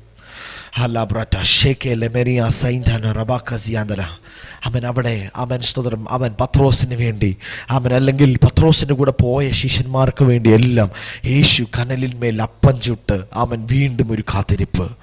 ഞാൻ പറയാം, വീണ്ടും ഒരു കോളിങ്. രണ്ടാമതൊരു കോളിങ് എനിക്ക് ആവശ്യമുണ്ട് എന്ന് എത്ര പേർക്ക് ചിന്തയുണ്ട്? എനിക്ക് ചില സമയത്തൊക്കെ തോന്നുന്നു, കർത്താവ് എന്നെ ഒന്നുകൂടെ ഒന്ന് വിളിച്ചിരുന്നെങ്കിൽ. അങ്ങനെ ആർക്കെങ്കിലും ഒരു ഇതുണ്ടോ? ആദ്യം വിളിച്ചു, നമ്മൾ ഭയങ്കര ദൈവിക സ്പർശനമൊക്കെ കേട്ടാണ് നമ്മൾ ഫെയ്ത്തിലൊരു സ്റ്റെപ്പൊക്കെ എടുത്തത്. പക്ഷേ ഇപ്പം വീണ്ടും ഒരു സെക്കൻഡ് കോളിങ് മീൻസ് അതുപോലൊരു സിറ്റുവേഷൻ ആർക്കെങ്കിലും ഉണ്ടെങ്കിൽ ഞാൻ ആത്മാവിൽ പറയാം, ഇന്ന് പകലി ഈ രാത്രി കർത്താവ് പറയാം, നിന്നെ ഞാൻ വെറുതെ വിടത്തില്ല. നീ ഒരിക്കൽ നമുക്ക് ഈ കൃപയുടെ ആഴം മനസ്സിലാക്കണം. മനുഷ്യത്വം ഈ കൃപ ഒരിക്കൽ ടേസ്റ്റ് ചെയ്തവൻ്റെ പിന്നെ ഒരിക്കലും പിശാചിനെ തടഞ്ഞു വയ്ക്കാൻ പറ്റത്തില്ല. അല്പസമയത്തേക്ക് അവൻ തെറ്റിദ്ധരിക്കപ്പെട്ടേക്കാം, പക്ഷേ കർത്താവ് അവനെ പുറത്തു കൊണ്ടുവരും. നിങ്ങൾ വിശ്വസിക്കുന്നുണ്ടെങ്കിൽ ഒരു നിമിഷം കർത്താവിൻ്റെ സന്നിധിയിൽ ഒന്ന് പറഞ്ഞാട്ടെ. കർത്താവ് പറയും, 3 വിധ ഉത്തരവാദിത്തങ്ങളാണ് കർത്താവ് സ്തോത്രം ഈ സൈമന് കൊടുക്കുന്നത്. അടുത്തൊരു കാര്യം ഞാൻ പെട്ടെന്ന് പറഞ്ഞ് നമുക്ക് പെട്ടെന്ന് പ്രാർത്ഥിക്കാം. യേശു അവനോട്, നീ എന്നെ സ്നേഹിക്കുന്നുണ്ടോ എന്ന് ചോദിച്ചില്ലേ? മനുഷ്യർ എന്താ അറിയുമോ? യേശു ചോദിച്ച വാക്ക് യഥാർത്ഥത്തിൽ അഗപ്പാവോ എന്ന് പറയുന്ന വേർഡാണ് ഗ്രീക്കിൽ ഉപയോഗിച്ചിരിക്കുന്നത്. നീ എന്നെ സ്നേഹിക്കുന്നോ എന്നുള്ള ആദ്യത്തെ ചോദ്യത്തിന് പത്രോസ് തിരിച്ചു പറഞ്ഞത് ഫീലിയോ എന്ന് പറയുന്ന വേർഡാണ്. അഗപ്പാവോ എന്ന് പറയുന്ന വേർഡ് സൂചിപ്പിക്കുന്നത് സാക്രിഫിഷ്യൽ ലവ് എന്നുള്ളതാണ്. അല്ലെങ്കിൽ യേശു ക്രൂശിൽ വെളിപ്പെടുത്തിയ സ്നേഹം, അതാണ് അഗപ്പാവോ ലവ്. സ്തോത്രം. ഫീലിയോ എന്ന് പറഞ്ഞാൽ എനിക്ക് നിന്നോട് സൗഹൃദമുണ്ട് എന്ന് മാത്രമേ ഉള്ളൂ. എനിക്ക് നിന്നോട് പ്രിയമുണ്ട്, എനിക്ക് നിന്നോട് ഐ ലൈക്ക് യു. യേശു ചോദിച്ചത്, ഡു യു ലവ് മീ? അവൻ പറഞ്ഞു, ഐ ലൈക്ക് യു. ആമേൻ. യേശു മൂന്നാമത്തെ പ്രാവശ്യം ചോദിക്കും. യേശു ചോദിക്കുന്നത് എങ്ങനെയാണെന്നറിയാമോ? നിനക്ക് ശരിക്കും എന്നോട് പ്രിയമുണ്ടോ? നിനക്ക് എന്നെ എന്താ? അവനോട് ചോദിച്ച എക്സ്പെക്ട് ചെയ്ത സാധനം അവൻ്റെ കയ്യിൽ ഇല്ല. അവനോട് ചോദിച്ചത് ലവാണ് ചോദിച്ചത്. അവൻ പറയാം, ഫീലിയോ, എനിക്ക് നിന്നോടൊരു അഫെക്ഷൻ ഉണ്ട് കർത്താവേ. എന്താ, ഞാൻ ഇപ്പോഴും നിന്നെ എന്ത് ചെയ്തിട്ടില്ല? പത്രോസ് തുറന്ന് പറയുകയാണ് മറ്റൊരു വാക്കിൽ. എങ്ങനെ? കർത്താവ് അവനോട് ചോദിച്ചടാ, നീ എന്നോട് പറഞ്ഞില്ലേ നീ എൻ്റെ കൂടെ മരിക്കുമെന്ന്? ആ ലവ് നിൻ്റെ ഇപ്പോഴും ഉണ്ടോ? പത്രോസ് കുറ്റബോധത്തിൽ നിന്ന് കർത്താവിനോട് പറഞ്ഞു, കർത്താവേ എനിക്ക് എന്നാ ഫീലിയോ ആണ്, എന്താ വെച്ചാൽ അത്ര ഡെപ്ത് ഇല്ല, പക്ഷേ ഇപ്പോഴും സ്റ്റിൽ ഐ ലവ് യു. അതാണ് കർത്താവ് പീറ്റർ പറയുന്നത്, ഐ സ്റ്റിൽ ലവ് യു. പക്ഷെ എനിക്ക് ഞാൻ നിന്റെ കൂടെ മരിക്കാനും നിന്റെ കൂടെ ആ സാക്രിഫിഷ്യൽ ലവ് എന്നിലില്ല. യേശു ലാസ്റ്റ് ചോദിച്ചു, എന്താണെന്നറിയാമോ? നിന്റെ കയ്യിൽ എന്നോടുള്ള അഫെക്ഷൻ എങ്കിലും ഉണ്ടോ? അപ്പോൾ പറഞ്ഞു, ഉണ്ട്, നിനക്കറിയുന്നു, നീ അറിയുന്നു. അതാണ് സംഭവം. എന്ന് പറഞ്ഞാൽ യേശു പറഞ്ഞു, ഞാൻ പ്രതീക്ഷിക്കുന്ന നിന്റെ അകത്തെ ആ സാക്രിഫിഷ്യൽ ലവ് ഇപ്പോഴും ഉണ്ടോ? അവൻ പറഞ്ഞു, ഇല്ല കർത്താവേ, ഫീലിയോ മാത്രമേ ഉള്ളൂ, ആ അഫെക്ഷൻ മാത്രമേ ഉള്ളൂ. കർത്താവ് വീണ്ടും ചോദിച്ചു, നിനക്ക് നിന്റെ ആ ലവ് ഇല്ലേ? അപ്പോൾ അവൻ പറഞ്ഞു, എന്തുവാ? ഇല്ല കർത്താവേ, ആ ഫീലിങ്സ് ഉണ്ട്. കർത്താവ് ചോദിച്ചു, നിനക്ക് ആ ഫീലിങ്സ് എങ്കിലും ഉണ്ടോ? അവൻ പറഞ്ഞു, ഉണ്ട്. കർത്താവ് പറഞ്ഞു, നിനക്ക് എൻ്റെ ആടുകളെ മേയ്ക്കാം. കർത്താവ് ഇങ്ങനെയാണ് കർത്താവ് പ്രതീക്ഷിക്കുന്നത്. കർത്താവിനറിയാം, ഞാനിവനെ പൊക്കിയെടുക്കും. പരിശുദ്ധാത്മാവ് വരും. ഇവൻ്റെ ഇന്നത്തെ പെയിൻ എന്താണെന്ന് കർത്താവിന് അറിയാം. ഇവൻ പ്രതീക്ഷിച്ചത് പത്രോസെ സാരമില്ലടാ പോട്ടെന്ന്. പക്ഷെ ചില സമയത്ത് കർത്താവ് നമ്മളോട് അങ്ങനെ പറയും. നമ്മൾ പ്രതീക്ഷിക്കുന്ന പോലെ ചിലപ്പോൾ കർത്താവ് നമ്മളോട് അങ്ങനെ പറയത്തില്ല. എന്ന് വെച്ചാൽ ഞാൻ പലപ്പോഴും ഞാൻ കർത്താവിനോട് പറയും, കർത്താവേ, ഞാൻ കുഞ്ഞായിരുന്നപ്പോൾ എൻ്റെ അപ്പൻ എന്നെ ആശ്വസിപ്പിക്കുമായിരുന്നു, അടിയൊക്കെ തന്നിട്ട്, അതുപോലെ എന്നെ ഒന്ന് ആശ്വസിപ്പിക്കാവോ? എനിക്ക് അങ്ങനെ ഒരു ഫാദർലി ടച്ച് എനിക്ക് ആവശ്യമുണ്ട്. കർത്താവ് വന്നിട്ട്, പോടാ, എഴുന്നേക്ക് ഇപ്പം നിനക്ക് ഇതാണ് ആവശ്യം. ആമേൻ. കർത്താവ് പറയാം, നിന്നെ തൊട്ടാൻ കർത്താവിന് ഇങ്ങനെ. സ്തോത്രം. എത്ര പേര് പ്രാർത്ഥിക്കും കർത്താവിനോട്? സ്തോത്രം. എനിക്കറിയാം സമയമൊക്കെ കഴിഞ്ഞു പോയി. അതിൻ്റെ മടുപ്പെല്ലാം ഉണ്ട്. ബട്ട് സ്റ്റിൽ കർത്താവ് നമ്മളെ സ്നേഹിക്കുന്നുണ്ട്. കർത്താവ്, നിനക്ക് എന്നോട് സ്നേഹം ഉണ്ടെങ്കിൽ, നിനക്ക് എന്നോട് ഈ ഒറ്റ കാര്യം, നീ മിടുക്കനാണോ? നീ അന്ന് പറഞ്ഞ പോലെ നീ എൻ്റെ കൂടെ ചാകുവോ? എന്നാൽ നീ എൻ്റെ മുമ്പിൽ ചത്ത് കാണിക്കുക എന്നൊന്നും കർത്താവ് പറഞ്ഞില്ല. പക്ഷെ കർത്താവ് ഒരു കാര്യം അവനോട് പറഞ്ഞു, എന്താ അറിയാമോ? ആമേൻ, ആമേൻ, ആമേൻ, ആമേൻ, ആമേൻ. ഞാൻ നിന്നോട് പറഞ്ഞു, നീ യൗവനക്കാരനായിരുന്നപ്പോൾ നീ തന്നെ അരകെട്ടി ഇഷ്ടമുള്ളിടത്തേക്ക് നടന്നു. വയസ്സനായ ശേഷം നീ കൈ നീട്ടുകയും മറ്റൊരുത്തൻ നിന്റെ അരകെട്ടി നിനക്ക് ഇഷ്ടമില്ലാത്തിടത്തേക്ക് നിന്നെ കൊണ്ടുപോവുകയും ചെയ്യും. അവൻ ഇന്ന വിധം മരിക്കുമെന്ന്, ആമേൻ, മരണം കൊണ്ട് ദൈവത്തെ മഹത്വപ്പെടുത്തുമെന്ന് അവൻ സൂചിപ്പിച്ചു. പത്രോസ് ഇതിന് ക്ലിയർ ആയിട്ട് മനസ്സിലായി. ആമേൻ, ഇവൻ പറഞ്ഞത്, ആമേൻ, സ്തോത്രം, ഞാനിപ്പം എൻ്റെ സ്വഭാവം ഞാൻ തന്നെ അരകെട്ടി എനിക്ക് ഇഷ്ടമുള്ളിടത്തേക്ക് വന്ന സ്വഭാവമാണ്. പക്ഷേ ആമേൻ, ഞാൻ മരിക്കുമ്പം ആമേൻ, ഞാൻ എൻ്റെ ഇഷ്ടം പോലെ പോകുന്നവനായിരിക്കത്തില്ല. ആമേൻ, എൻ്റെ മരണം കൊണ്ട് പോലും ദൈവത്തെ മഹത്വപ്പെടുത്തുന്നവനായിരിക്കും മാറും എന്ന് പത്രോസിന് മനസ്സിലായി. പക്ഷെ അടുത്ത ആശങ്ക കയറി, യോഹന്നാൻ എന്ത് സംഭവിക്കുമെന്ന്. ഞാനിങ്ങനെ മരിക്കും, അപ്പം യോഹന്നാൻ എന്ത് സംഭവിക്കും? ആമേൻ. കർത്താവ് പറഞ്ഞു, അവൻ ഇനിയിപ്പോൾ ചാകാതിരിക്കണം എന്നാണ് എൻ്റെ ഇഷ്ടം, അത് അവൻ അവിടെ ഇരുന്നോളും, നീ പോകും നിന്റെ പണി നോക്കാൻ പറഞ്ഞു. കർത്താവ് നമ്മളെ സംടൈംസ് നമ്മളെ അറിയേണ്ടത് നാം അറിയണമെന്നും നമ്മുടെ മേൽ വെളിപ്പെടേണ്ടത് വെളിപ്പെടണമെന്നും കർത്താവ് ആഗ്രഹിക്കുന്നുണ്ട്. അപ്പൊ തന്നെ നാം അറിയണ്ടാത്തത് ദൈവം അറിയണ്ട എന്ന് തന്നെ നിശ്ചയിച്ചിട്ടുണ്ട്. നമ്മളെ എപ്പോഴും കൺസേൺ എന്ന് പറഞ്ഞാൽ നമ്മൾ അറിയണ്ടാത്ത കാര്യങ്ങളെ കൂടെ ഒന്ന് അറിഞ്ഞിരുന്നെങ്കിൽ കൊള്ളാമായിരുന്നു. നമുക്ക് ദൈവം നമുക്ക് വെളിപ്പെട്ട് കിട്ടേണ്ടുന്ന സത്യങ്ങളും, ദൈവം വിശ്വസ്തനാണെന്ന് നിങ്ങൾ വിശ്വസിക്കുന്നുണ്ടോ? ദൈവം വിശ്വസ്തനാണെന്നും ദൈവം നമ്മെ സകല സത്യത്തിലും പരിശുദ്ധാത്മാവ് വഴി നടത്തുന്നുണ്ടെന്നും നിങ്ങൾക്ക് വിശ്വാസമുണ്ടോ? അങ്ങനെയാണെങ്കിൽ നമുക്ക് വെളിപ്പെടുത്തേണ്ടത് ദൈവം കൃത്യസമയങ്ങളിൽ നമുക്ക് വെളിപ്പെടുത്തും. ആമേൻ. നാം അറിയേണ്ടാത്തതും നമ്മിൽ മറഞ്ഞിരിക്കുന്നതുമായ മിസ്റ്ററീസ് പോലും നമ്മൾ അന്വേഷിക്കണം ദൈവം എന്ത് ചെയ്യുന്നില്ല, ആഗ്രഹിക്കുന്നില്ല. ആമേൻ. നമ്മളിലെ പുത്രത്വം, ആമേൻ, സ്തോത്രം, നമ്മളിലെ പുത്രത്വങ്ങൾ, ആമേൻ, സ്തോത്രം, ആമേൻ, വിവേകത്തോടെ പരിശുദ്ധാത്മാവിന്റെ കൂടെ മെച്ചറാവട്ടെ. പിശാച് വന്ന് ആമൻ ടെംപ്റ്റ് ചെയ്തപ്പോൾ, ആമൻ, സ്തോത്രം, ദൈവത്തെ പോലെ ആകുമെന്ന് പറഞ്ഞപ്പോൾ, ആമൻ, ആ ടെംപ്റ്റേഷനിൽ വീണുപോയ പുത്രത്വം അല്ല കർത്താവ് നമ്മളിൽ നിന്ന് പ്രതീക്ഷിക്കുന്നത്. കർത്താവ് പ്രതീക്ഷിക്കുന്ന യേശുവിനെ പോലെ ആ മനുഷ്യർ ഈ കല്ലിനോട് അപ്പമായി തീരാൻ കൽപ്പിക്കാൻ പറയുമ്പം, അതെ ഞാൻ ദൈവപുത്രനാണ്, ഇപ്പൊ തന്നെ കല്ല് അപ്പമായി തീരട്ടെ എന്ന് പറയുന്ന ആ ആറ്റിറ്റ്യൂഡ് ഓഫ് ആമൻ പുത്രത്വം അല്ല കർത്താവ് നമ്മിൽ നിന്ന് ആഗ്രഹിക്കുന്നത്. കർത്താവ് നമ്മിൽ നിന്ന് ആഗ്രഹിക്കുന്നത് ഇപ്പോൾ ആവശ്യം ഭക്ഷണമാണോ വചനമാണോ എന്ന് ഡിസൈഡ് ചെയ്യാൻ, അങ്ങനെ തീരുമാനം എടുക്കാൻ കഴിയുന്ന ആമൻ സ്ട്രോങ് ആയ മെച്യൂറായ പുത്രത്വമാണ് കർത്താവ് നമ്മിൽ നിന്ന് പ്രതീക്ഷിക്കുന്നത്. ഞാൻ പറഞ്ഞത് ആമൻ മനസ്സിലായവരുടെ മേൽ ആമൻ അത് കത്തി വരട്ടെ. ആമൻ, സ്തോത്രം. ഞാൻ വിശ്വസിക്കുന്നു ഈ വചനം നിങ്ങളുടെ അകത്ത് ജീവനായി മാറും. ഒരു നിമിഷം കർത്താവിന്റെ സന്നിധിയിൽ ഒന്ന് എഴുന്നേറ്റ് നിൽക്കാം.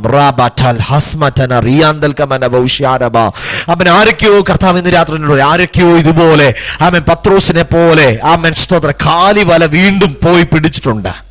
കർത്താവ് അവനോട് പറയും, പത്രോസേ, ആമൻ, സ്തോത്രം, ആമൻ, നിന്നോട് കർത്താവിന് പറയാനുള്ളത് ഈ വല നീ ഇനി പിടിക്കരുത്. അപ്പൊ നിങ്ങൾ ആത്മാവിൽ ഒന്ന് പ്രാർത്ഥിച്ചോണം. എല്ലാവരും അന്യഭാഷകളും അല്പസമയം ഒന്ന് പ്രാർത്ഥിച്ചു.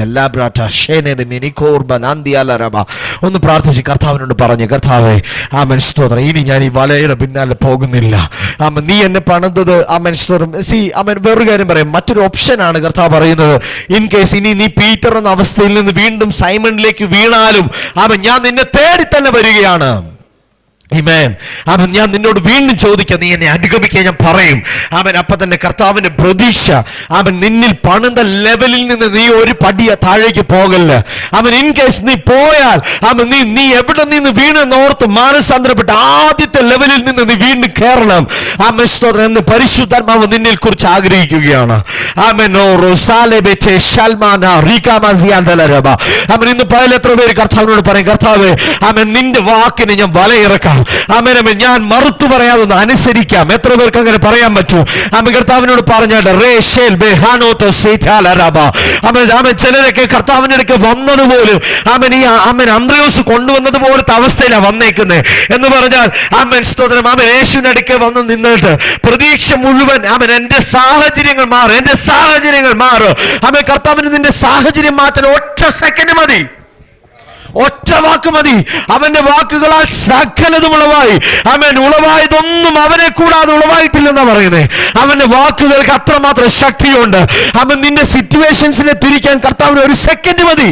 പക്ഷെ സൈമനെ പീറ്ററാക്കി മാറ്റാൻ കർത്താവിന് എത്ര അത്ഭുതം വേണം.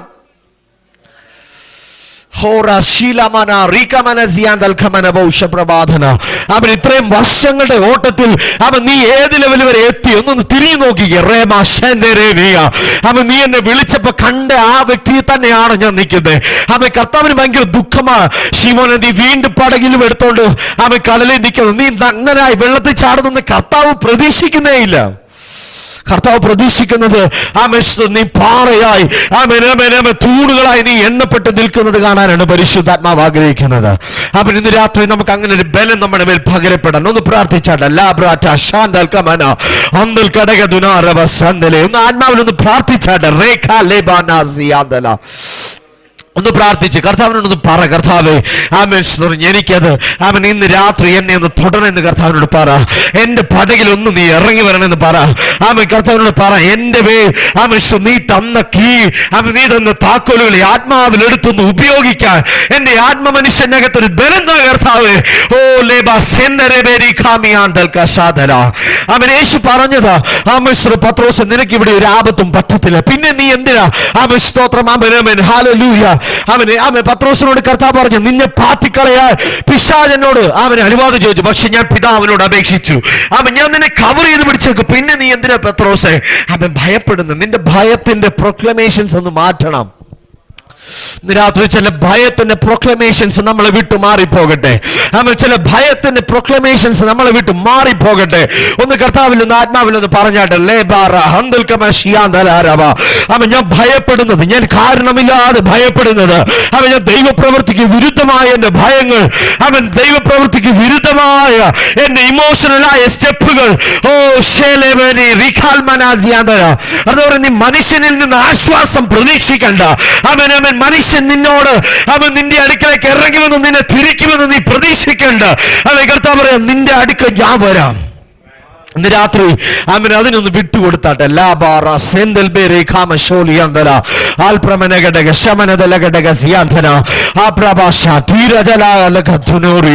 ഒരു സ്പർശനം വേണമെന്ന് എത്ര പേര് പറയും? കർത്താവേ മറുത്തു പറയാതെ അനുസരിപ്പാൻ കർത്താവ് ഇവിടെ ഇരിക്കുന്ന പലരും ദൈവത്തിന്റെ വിളി കേട്ടിട്ട് പ്രതികരിക്കാൻ കഴിയാതെ പോയവരാണ്. അല്ലെങ്കിൽ പ്രതികരിക്കാൻ വേണ്ടി സ്റ്റെപ്പ് എടുത്തിട്ട് ദൈവിക ശബ്ദങ്ങളോട് പ്രതികരിച്ച് ചുവടുകൾ വെച്ചിട്ട് എനിക്കിതിപ്പോ പൂർത്തിയാക്കാൻ പറ്റുമോ എന്ന് എനിക്ക് ഭയമാണ്. ഒന്ന് കർത്താവിനോട് പറഞ്ഞേ, കർത്താവ് ഇന്ന് രാത്രി എനിക്കൊരു ബലം വേണം, ഇന്ന് രാത്രി എനിക്കൊരു ശക്തി വേണം. എത്ര പേര് പറയും നീ എന്നിൽ പണി നീ എന്നിൽ ചെയ്ത് നീ എന്നിൽ ഇതുവരെ പണിത് വെച്ചത് നഷ്ടമാക്കാതെ വേണ്ട. ഹല്ലേലൂയ. എനിക്ക് അതിൽ തന്നെ പിടിച്ചു നിൽക്കാൻ, അടുത്ത ലെവലിലേക്ക് നീ കൊണ്ടുപോകുന്നത് വരെ പോകാൻ എനിക്കൊരു ബലം വേണം കർത്താവ് എന്ന് എത്ര പേർക്ക് ഇന്ന് രാത്രി പറയാൻ പറ്റുമോ?